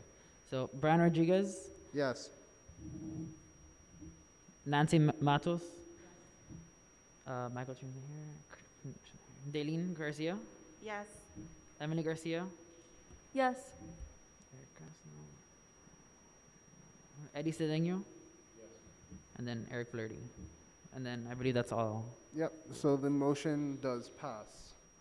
So now that we have $700 toward this event, now I want to talk about sponsorship packages for the event itself. I know I talked to Christina about it. We were thinking about for the title sponsor for it to be $2,500. That's correct, Christina? If you could correct me if I'm wrong. So the cost for the music truck, what's that organization? I forget the name. I just drew a blank. But the music truck that they did for Veterans Parade for about 2 hours is about $1,700. And so if we already have 700, I mean, maybe we lower it to 1,000 just to kind of increase our chances of getting that sponsor. And then that covers at least the music portion of it. So I did speak to Black Boutique, and they were willing to throw in $2,500 to be the title sponsor. Sounds good if they've already expressed interest. Yeah, she called me today to let me know. Okay, we'll look at all of and how many characters and things that you guys want to add to it, and I guess that would help cover the cost of the additional characters. Okay, so if we did want to as well, we could have a silver sponsorship level like we do with most of our events. Personally, I would make it $1,000 under the $2,500 for the title sponsor. Most of our events, I believe the title sponsor, it includes their name on the event title as well as their logos everywhere. And if we do pass out anything, I don't think we are passing out anything. But for this event, maybe we could have a car for each sponsor. The only thing is we do need, if we do have a title sponsor and then other sponsors under them for the silver sponsorship, we do need to figure out what the gold sponsorship is going to get above that silver sponsorship. Does anyone have any ideas on what we could do? Will we be getting any kind of banners for these sponsors? Maybe the first car can have a big banner with their name and be the main start to this parade. I completely agree with that. I think that's a great idea. To have a banner printed with their name on it for the title sponsor. So I believe the title sponsor, is it usually a title sponsor, then a gold sponsor, then silver, or is the gold sponsorship a title sponsor? Here you have title sponsor and then gold. Okay. So I guess, yeah, so what we could do is then we could do, I got it confused then. So maybe 2,500 for title, 1,000 for gold, and 500 for silver is what we can maybe do. We'd have to vote on it to agree on it. What we do need to know is what each sponsorship dollar is going to do. So if you do contribute 2,500 with the title sponsorship, I do like Dave's idea of doing maybe a banner in the front of the parade with their name on it. And there's other things we could do. We just need to talk about it. So does anyone else have any ideas? Again, social media is very important, so we need to make sure that we have someone from the town showing this event live and maybe get, the sponsor's name out there as much as possible. I completely agree with that. Anyone else other than Dave?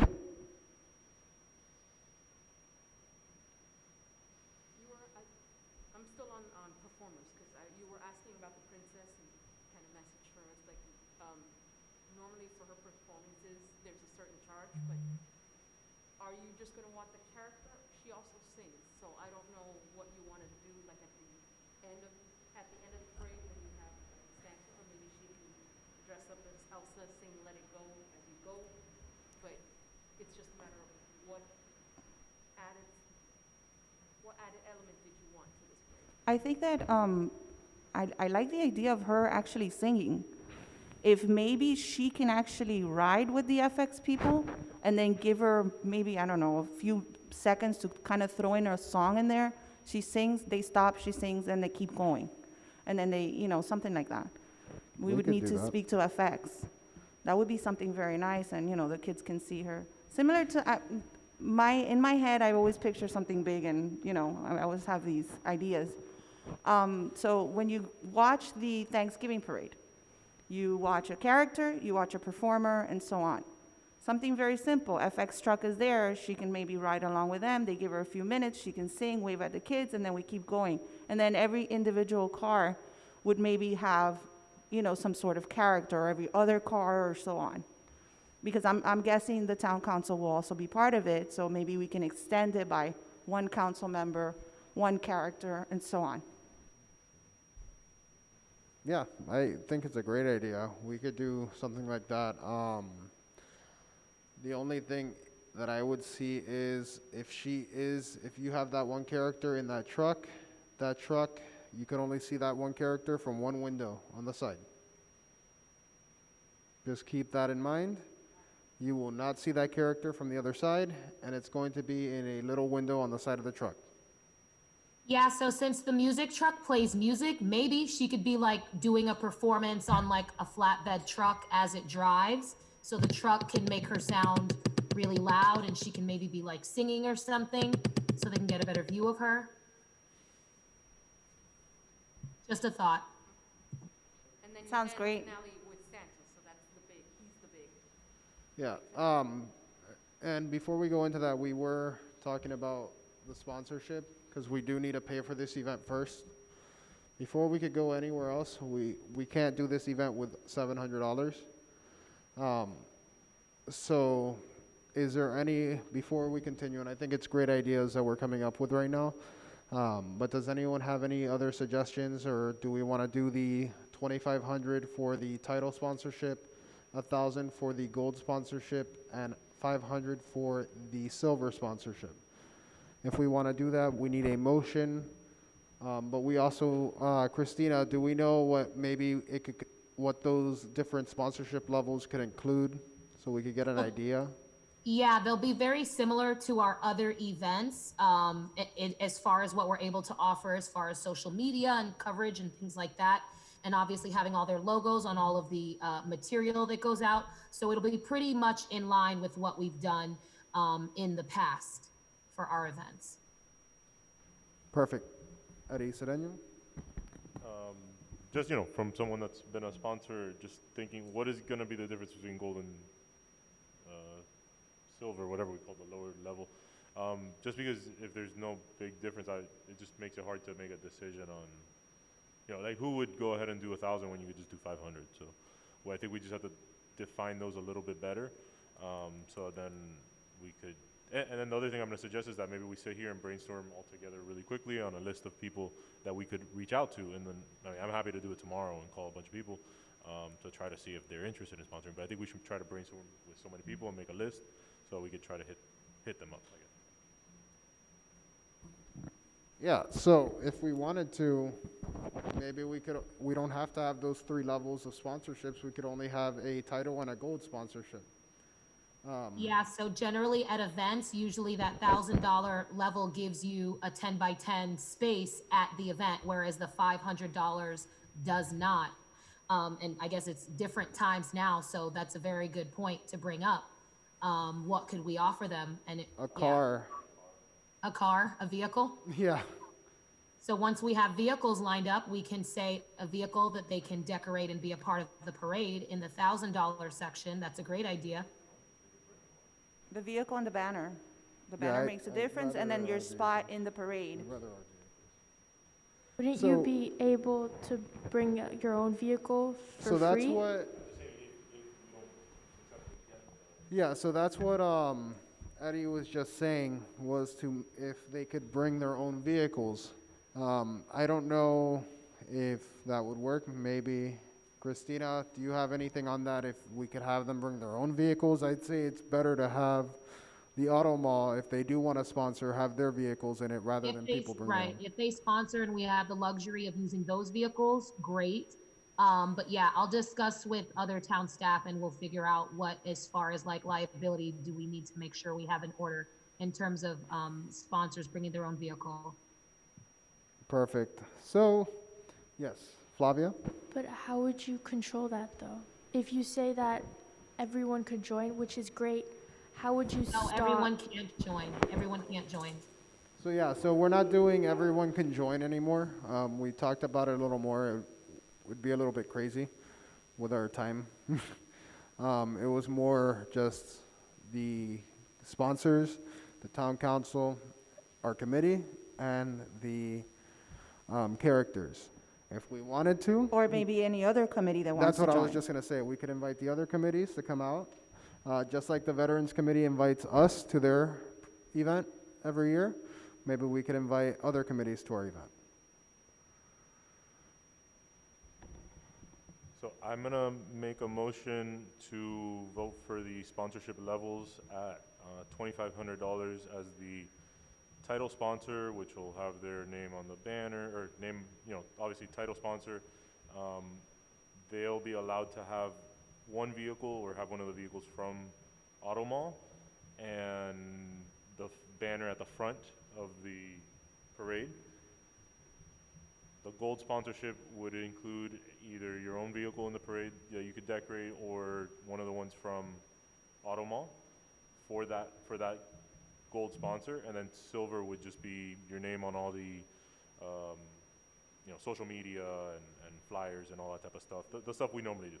Well, I wouldn't say auto mall yet, just because we just don't know.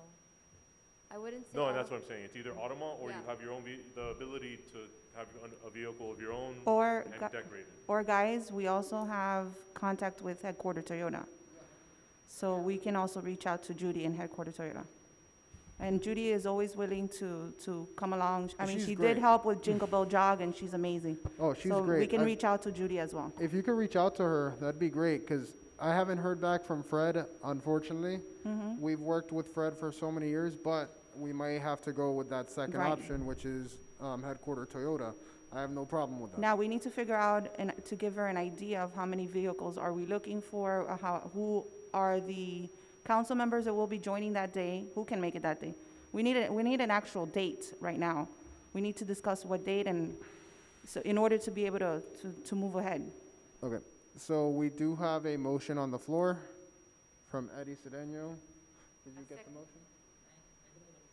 You didn't get it? Can you repeat your motion really quick? That we have the 3 sponsorship levels of title sponsor, gold sponsor, and silver. Title would be a vehicle decorated by them, banner in the front of the parade, and all the social media stuff. Gold would be, and at $2,500, at $1,000 it would be a vehicle that you could decorate and the social media stuff or the advertisements, and then the $500 would just be advertisements and yeah, I don't know. Yeah, that's it. Do we have a second? Second by Nancy Matos. Any discussion? Seeing no discussion, since this is a I don't think this is a spending money related, so I don't think we have to vote for adults. All those in favor signify by saying aye. Aye. Any opposed? Seeing none, motion passes. Date, very important. Yes. At the date of So December now 19th is what we're going to talk about the date and time. Some things, before I get into the date, for the time, would we rather it be in the morning or have it maybe not at night, but later in the day, so it's not as bright, and if people wanted to put Christmas lights on their cars, you can see the lights? I would say afternoon. I'm sorry? Afternoonish, but not too late. Yeah, I wouldn't say at 10 o'clock at night. I'd say maybe at like 4.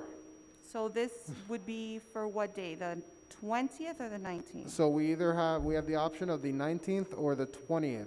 Okay, so if it's the 19th, I'm gonna say right now, this is impossible for me, as I am hosting my own event through Giving Gators that Saturday, and unfortunately, I won't be able to be there. I'd personally rather have it on the Sunday I was going to say I won't because it's family day, people are home, they're not working, or most people aren't working. I think that's a better way to get a turnout for this event. I know, Flavia, you had something? I can't go the 19th or the 20th. I have I'm going on a trip with my It's family. okay. So. I'll motion to have the event on the 20th of December at 4 p.m. Motion by Eddie Cedeno. Do I have a second? I second. Second by Daylin Garcia. Any discussion?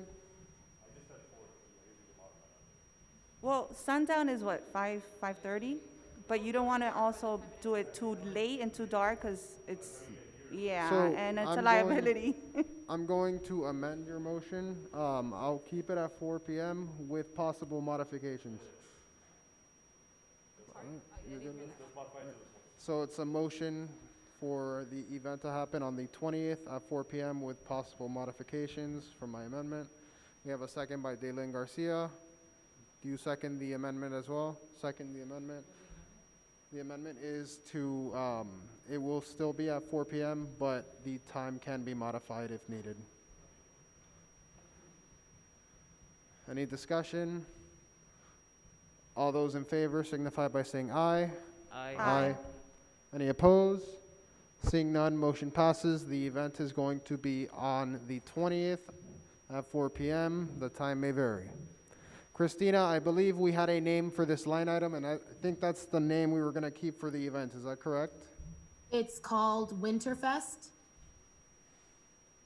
It was called Winterfest at first, yeah. So would you guys, I don't think we need a vote on it if we're keeping it the same because it's already the line item. To keep it as Winterfest, if we did want to change it, we'd have to vote on it. It would Sounds good. basically be the Town of Miami Lakes or the Youth Activities Task Force presents Winterfest, brought to you by the sponsor maybe, or we could always change it like that. Traditionally, the title sponsor has naming rights to the event.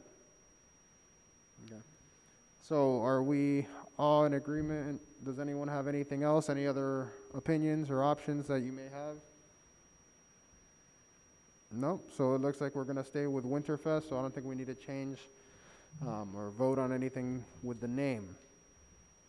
Manny, am I missing anything else? I know we were talking about the performers. I don't think we need a vote on that, correct? Or would we have to?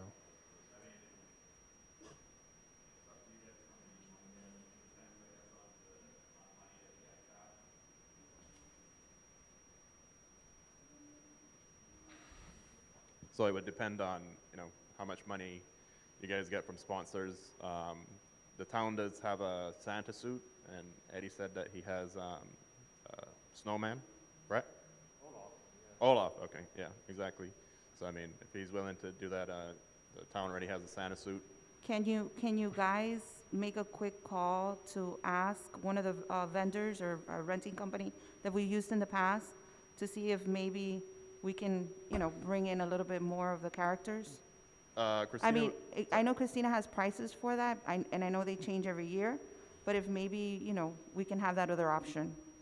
yeah, well, Christina, I think she told me that it was like $2.10 an hour for like a gingerbread man, a snowman, maybe the Grinch. Yeah, they're all about $2.10 an hour. Yeah, Elsa's 220 for the 2 hours, so she's a little less, but that's pretty much average. My Olaf suit is definitely not like professional. It'd still be a great addition, Eddie. So yeah, So I think it depends again on the money that you guys get in and for those. the only thing I do see is having another meeting to plan the event. I would say have a subcommittee meeting. Are we allowed to have subcommittee meetings now? Christina, I don't. No, Yeah, I still don't think. Yeah. it would have to be another special call similar to this, but we would have to go based on when another meeting is already taking place. Do we know if there's anything on the calendar of another meeting taking place? I'd have to speak to Gina tomorrow morning and see if we can get another meeting. But When? I can speak to her tomorrow morning, Gina. So I have to see with her if So like that may be the only other option, is try to have another special call meeting. Another option would be, since we cannot talk about things outside of the meeting due to sunshine, work with Christina. Each of us could work with Christina and Manny and see how we could contribute and maybe work. Unfortunately, we're gonna have to work individually to try to get this event going without meeting with each other. If you guys know people, start calling sponsors. If you want to sponsor, go ahead and sponsor. It's all up to you. But we do need to get this ball rolling, since if it is going to be the 20th, we are 11 days away. That is less than 2 weeks. That's about a week and a half. So we need to get this rolling as soon as possible. Yes, so Manny and I will work on the sponsorship packet tomorrow, and we'll have that to you before tomorrow close of business. And we'll communicate everything with the entire committee, and you can always, respond to an email if you want to add something or let us know your thoughts on how it's going. Perfect. And if you want, Christina, I could send you the contact info from I believe she's the owner of Black Boutique, that wants to be the title sponsor. Okay, I'll send you the sponsorship form tomorrow. I think since she reached out to you, you Okay. should be send it to her. Yeah, but I'll send it to you tomorrow. Perfect. And can we also send invites to the council members as soon as possible? Yes, absolutely. We'll get it on the calendar. Christina, can I reach out to Headquarter Toyota? Just as, Absolutely. Okay. Yes, for sure. okay. And if possible, if you can get us those prices for the characters, and so we can kind of work around with what we're getting, the budget that we have and so on. Absolutely. Perfect. And really quick, I know the town, maybe you guys could work on a route based on what we talked about, how we wanted the route to go, get some ideas, the liaisons. because planning a route right now would be impossible. So maybe we could let the town do that for us. A few options and email it out. Perfect, perfect, we could do that. And I believe that's about it for now regarding that event. From the people that are here now, who would be able to show up that day to the event itself? So most of us, okay. I believe the rule is for the cars, it was 2 people per car. The driver and the other person that we are showing. So I know with the council members, it was a little different. If you have your family, it was different in that sense. When I was in the Veterans Day Parade with for the committee, it was my driver and myself. They said no one else in the car. Even if it's an open vehicle, like a truck? That one may be a little different if you're in the bed of the truck and the driver's inside of the car. So if they could give us trucks, that might be easier. 'Cause I think that would be like a better option, maybe? yeah, Tacomas and Tundras. Mm-hmm. That might be preferable. And then I could put my Tacoma in the parade because I have Christmas lights on it. So yeah, so please, if you guys have if you know anyone or have any other ideas, if you know anyone first that wants to sponsor, please let them know. If you have any other ideas, please relay it to Manny or Christina. The more ideas we get to for this, the better the event can be. Hopefully, this sponsor, she already told me that she was good to go. Just let her know the number, so I will text her tonight. And if she doesn't reply, I'll call her tomorrow to confirm. I did speak to her today. I believe, Day, you had something to say? You had something to say? Okay. Does anyone else have anything? Yeah, I have a question, like, for the committee members, how would we, like, will we all be in cars also? So like, that's how would the that work? question. I believe you have, is there an age limit for the town, or do you just need a driver's license to drive a car in the parade?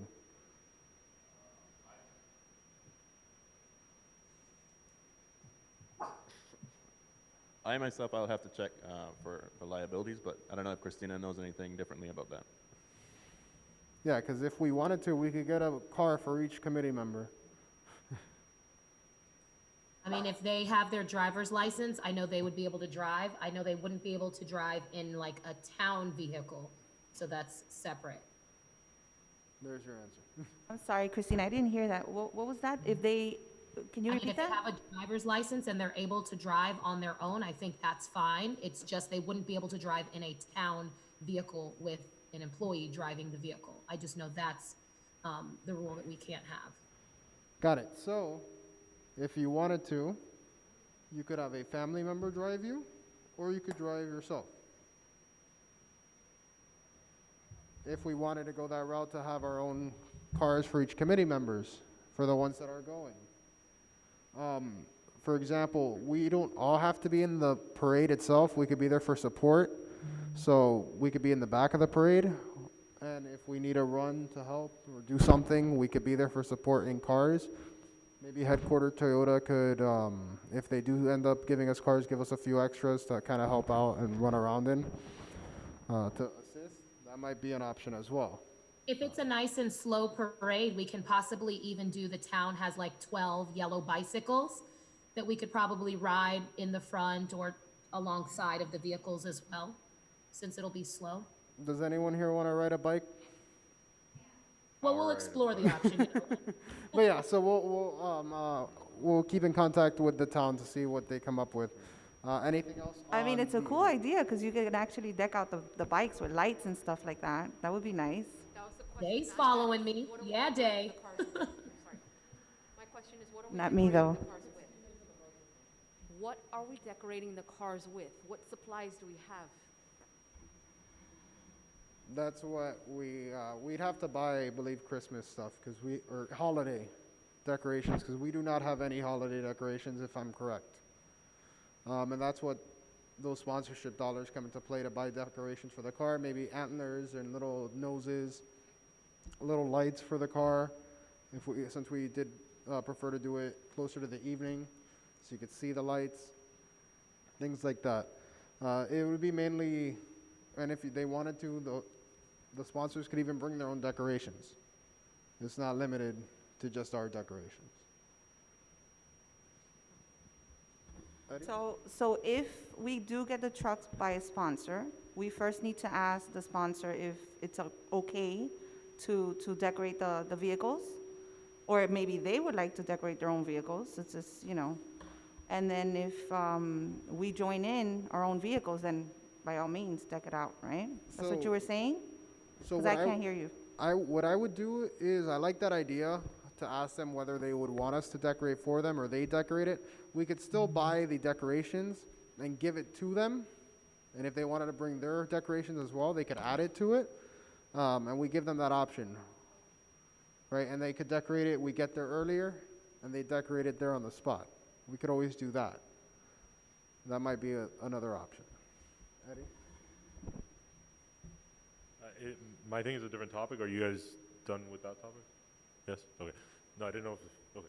So my thought was, I know that we're going around the town and then maybe ending up in Main Street, and going off what they said about how a lot of parades have, you know, like some sort of performance and then car performance. I don't know if it would be possible. I mean, I don't know if right now even schools and teams are maybe doing these types of things, but typically you see like maybe like a dance team will perform. They're not letting that happen at all? Okay, then I will stop talking. So I know for the Veterans Day Parade, and it might be the same circumstance for ours, they did not let anyone out of the car. The parade did not stop for a performance. I don't know if we want ours to stop, but there cannot be any groups. So there's no dance teams, no singing choirs, nothing in I don't think we could even do that in the parade. And no walking. That was another thing. There was no walking in the parade because they were too long of a distance. To give you some perspective, I believe the Veterans Parade going in circles was about 10 miles. I was just thinking that last time was Main Street, The thing is, when you start doing those performances, it causes crowds, and we're trying to promote social distancing. Okay, so going back to the schools and performances, I know that Barbara Goldman recently had their, I think it was their homecoming or some sort of, I can't right now remember, some sort of event that has to do, yeah, but what they did was they did a parade themselves. A car parade. They decorated each car with a theme, and then they went around the school and so on. That is the only thing they were allowed to do because of the whole COVID situation. So yeah, we can't use any of the schools. All right. Does anyone have anything else to add for this event before we close it and move on to the next item? Yeah, I have a question. Like, so for the vehicles, they only allow like 2 people in the vehicle. Yeah. It can't be like 3. Unless it's family, I think it may be a little different. Let's say if one of your family members is driving the car and you want another family member in there, it might be a little different because you live together. Okay. Right. What they suggested when I received the email for the Veterans Day Parade, they suggested either someone that lives in your household or someone that you are with almost every day, in contact with. Right. So you have the same germs. So something like that. We could look into that though. All right. All right. So I think we've beat the horse a little bit too much on this topic, so we're going to move on. I'm actually going to motion to open back up order of business, item 3. Do I have a second? I second. Who seconds? A second by Eric Grass. Any discussion? All those in favor signify by saying aye. Aye. Any opposed? Seeing none, motion passes. One thing we forgot on this agenda is the minutes, so I'm going to motion to add minutes under public comments as item 3A. Do I have a second? Second. Second by Nancy Montos. Any discussion? Seeing none, all those in favor signify by saying aye. Aye. Aye. Any opposed? Seeing none, motion passes. Take a minute or two to look over the agenda. If you have any edits to the agenda, go ahead and motion to change it. To add minutes to the agenda.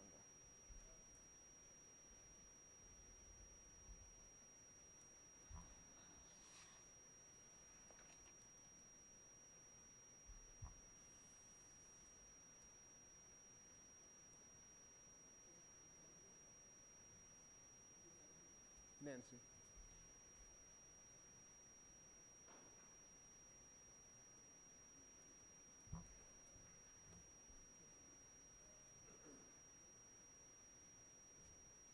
All right, does anyone have any edits that they want to add to the minutes?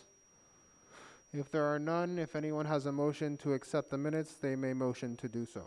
I'll motion. I motion. We have a motion to accept the minutes as presented by Dalen Garcia. Do we have a second? I'll second. Second by Eric Valerdi. Any discussion? Seeing none, all those in favor signify by saying aye. Aye. Any opposed?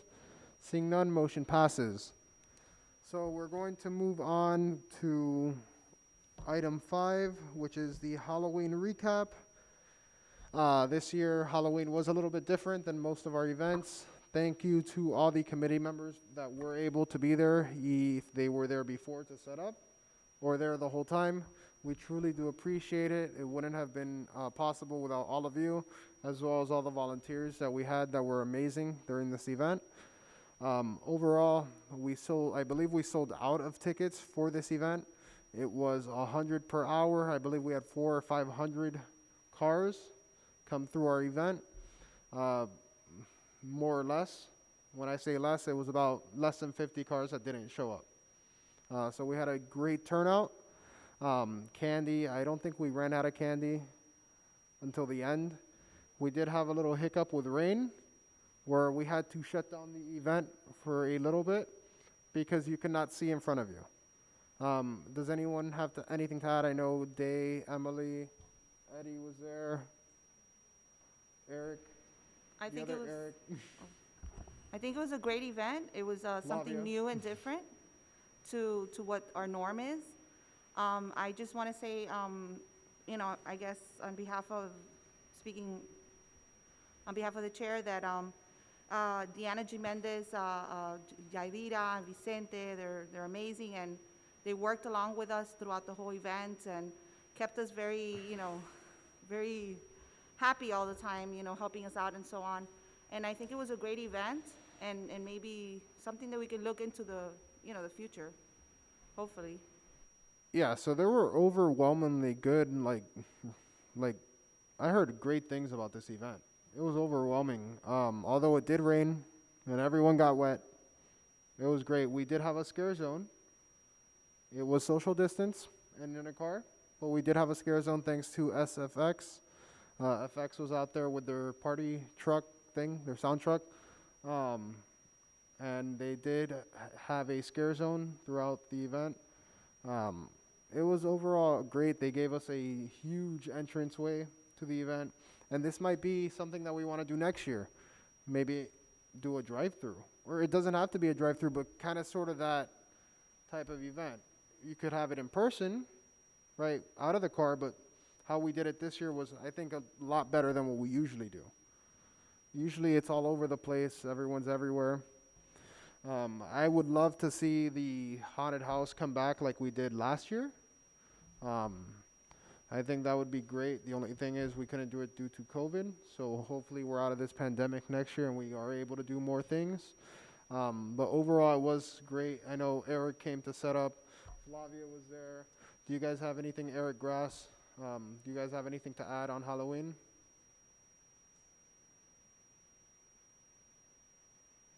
I think it turned out amazing. I mean, for all the things that could have gone wrong, I think the fact that the worst was that it rained says a lot about the event itself. So I think that hopefully it won't come to like this time next year, we won't have to do another kind of Halloween event like this. But if we do, then I think we're in good hands as far as like the way it ran and all that stuff. Thank you. Anything from you guys?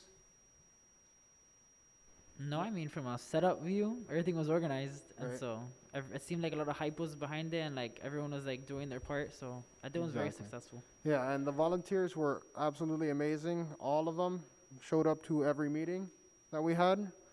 They did what they had to do, and they made this event happen. They decorated their tents on time. They did everything they wanted to do, basically. They requested stuff, we gave it to them, and they made this event possible, as well as our committee. Thank you to everyone who showed up. And we'll move on to the next item. Or actually, Eddie had something. Sorry. So I know we all just said everything's great, but I'll have just some criticism, and it's nothing bad. I think it's something, but we don't get better if we don't, hear this type of stuff.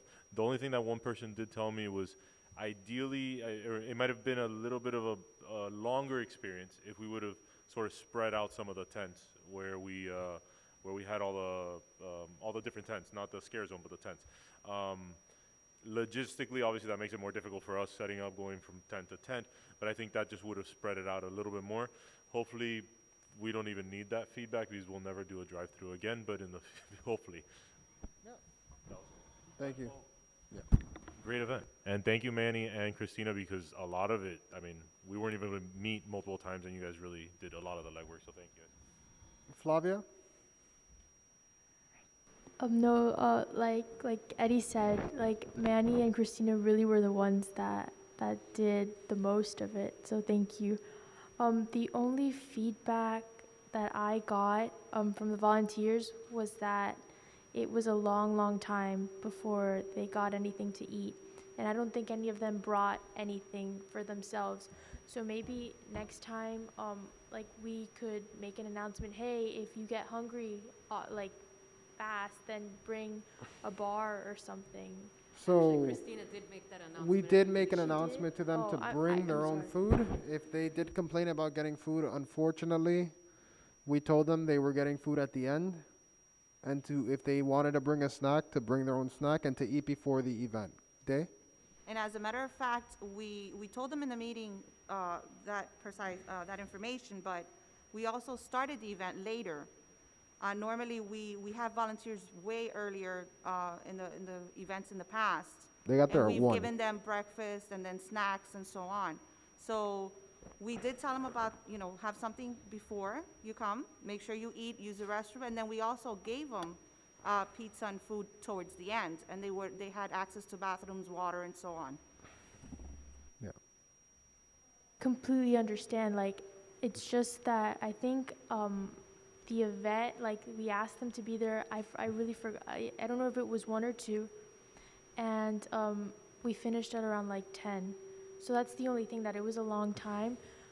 If Christina did tell them to bring their own snacks, then that makes another story completely. I didn't hear that. I'm sorry. Yeah, so we told them in person, and I believe we also texted it to them and emailed it. So they all had it already. But we'll move on to the next part of our agenda, and our last part, hopefully, which is movies in the parking lot. Everyone should have, I believe everyone received an email today from Manny. I didn't see a date, Manny. What was the date of that movie again?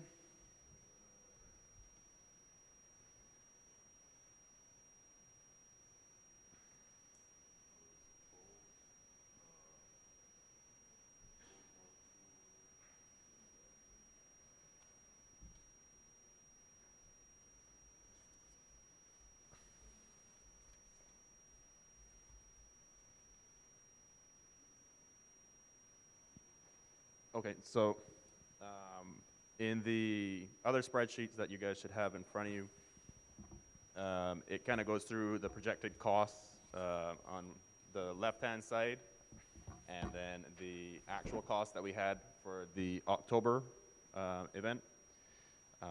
So going forward, I kind of just put it for the projected costs of the other events as well. If you see at the top, the remaining balance that we have is, I believe it's like 7,000. I don't have one right in front of me right now. 7,800, I believe, and some change. So then obviously, as you could deduce from that, is we would have enough in budget to do 2 more movies without any sponsors. If we do get a sponsor, we can, I know you were speaking with Automall about it as well. I did get a vocal agreement on yes, we do have a title sponsor, and it is Miami Lakes Automall. They have, they said that they are going to sponsor 100%. Okay, so perfect. Yeah. So again, so once we get that, I don't remember what you guys had discussed about the amount of that. I think I think Christina had sent you a sponsorship packet to send to them. The about it. sponsor package for movies, I think, Christina, if I'm wrong, I think the title was 2,500 Should be somewhere around that, I think. Or it might have been a little bit more because it was more events, I or think. more, or something like that. I don't know. Christina, do you have that in front of you? If not, I mean, as you look for it, I'll continue And I on. believe it was for one movie only. I thought it was going to be for the whole event, like our series of movies. I could ask him what he wants to do, if he either wants to do a movie or the whole series. But Okay. yeah. I think from my understanding, when Christina was speaking about it, I think it was for the series of movies got in the it. parking lot that you would sponsor that completely. Again, if you guys want to decide differently, that is up to you. So like I said, in budget, we have for 2 more movies. With the sponsorship, we can do 1 more movie on top of that, 3. So I have here the dates that they had given me for the next couple of months is January 22nd, February 19th, March 19th, or April 16th. So you guys can decide those to verify those dates. And then I also sent you guys an email with the movies earlier today, those would be the movies that would be for those dates. Not any new movies or list of new movies will come out probably until after April. So unfortunately, those are the movies that we're gonna have to stay with for now, unless you want to do like a throwback movie or something like that. So some of the options that we have, if we wanted to, we could take these dates and use them, or we could split the movies apart even farther. Since they are in the car, we could technically do it in the summer. You're not outside. The only thing with the summer, it starts raining. That's up to the committee. We have to vote on this today, I believe, right? Or can we vote on it on the next, or can we vote for the first movie at least? Well, I mean, I'd like to secure as many of the dates as possible just to make sure that we have the Okay. dates with the vendors. So, I mean, again, it's up to you guys to decide what dates you want to do and if you want to defer them, selecting of the dates. But the better that we can schedule them in and even choose the movies, the better that, we can plan moving forward. Because, again, make sure that we have meetings and things like that moving forward. Okay. Does anyone have any thoughts? My only thing with planning that many in event, the situation is fluid. You don't know that by April, by summer, whether people are going to want movies in the parking lot. I know you want to lock more dates, but I think realistically, maybe 1 or 2 is actually a better option rather I agree with than you. planning that To many. start off with the first 1 or 2 dates, and then move from there. I completely agree with that. If you wanted to, you can motion to do that, but we have to know if the motion is gonna have the dates. Are we okay with these dates? Does anyone have any ideas on if they want to change the dates of these movies? The first movie that they projected would be on January 22nd. Is everyone in agreement with January 22nd, or do we want a different day? January 22nd, I believe, is a holiday weekend, so that falls, that the kids would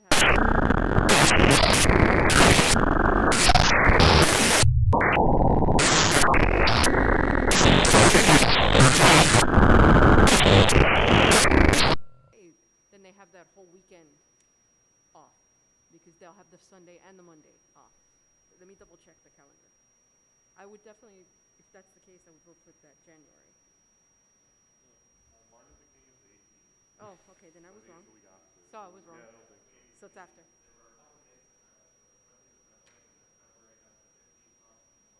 Mhm. Oh, okay. What we found is that people tend to go on vacations and stuff like that, so Okay. they leave it at night, so that we don't get the attendance in the different events. So, especially if the Monday's off, so we go for a long weekend somewhere. Yeah. So we told it for some people that can do it. So we planned it for a week after Easter as well. Okay. Or the week of, the weekend after. All right, so would you guys be okay with the 22nd from what they recommended for the first movie? Yes. Do we have a motion? I make a motion that. We have a motion from Nancy Matos to have the movie on the 22nd? Correct. Second, do we have a second?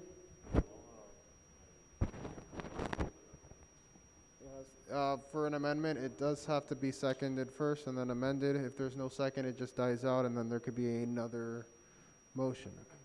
Second. We have a second by Flavia. Any discussion?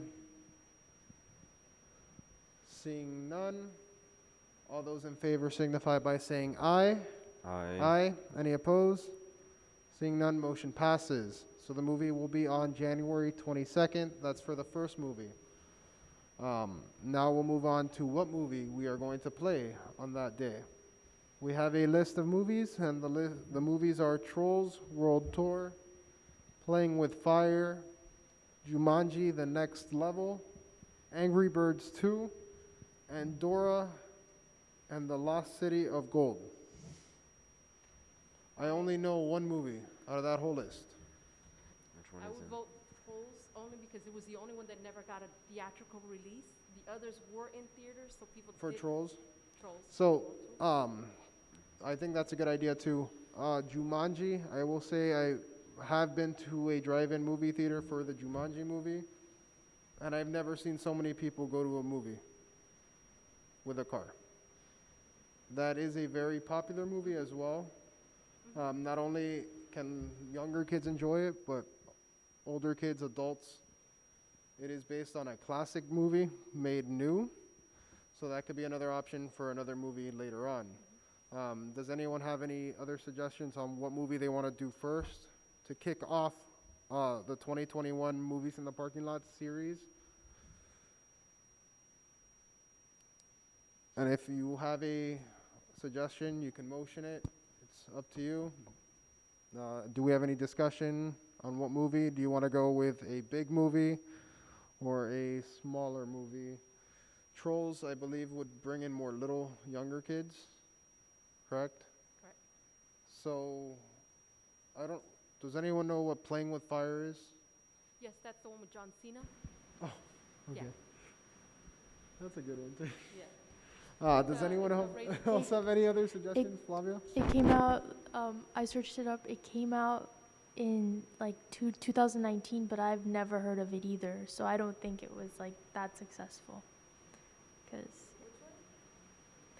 Playing with Fire. Yeah, it went straight to. Yeah. I watched it at home. My son loved it. So, It's definitely skewed younger. I think to start off, Trolls will be a great idea. It's music, it's more energetic, and it's what the little kids and not even the little kids, the older kids also like. okay. So would you like to motion it? I'd like to motion that Trolls World Tour would be our first movie for the January 22nd. Now we have a second Event. by Nancy Matos. Any discussion on the movie that we picked? Seeing no discussion, all those in favor signify by saying aye. Aye. Any opposed? Seeing none, motion passes.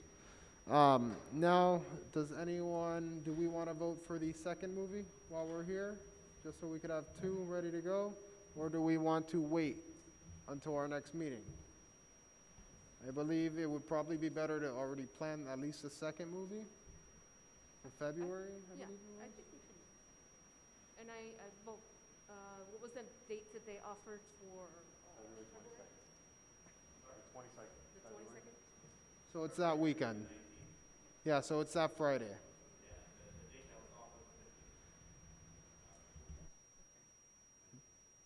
No, it's that Friday of that weekend of the 22nd. Be the 19th. Yeah. So, it would be February 19th. That'd be the scheduled date for the movie.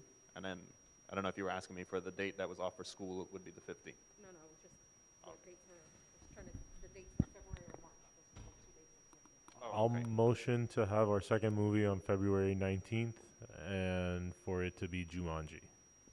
Seconded. Do we have a second? I have a second. Second by Nancy Matos. Any discussion?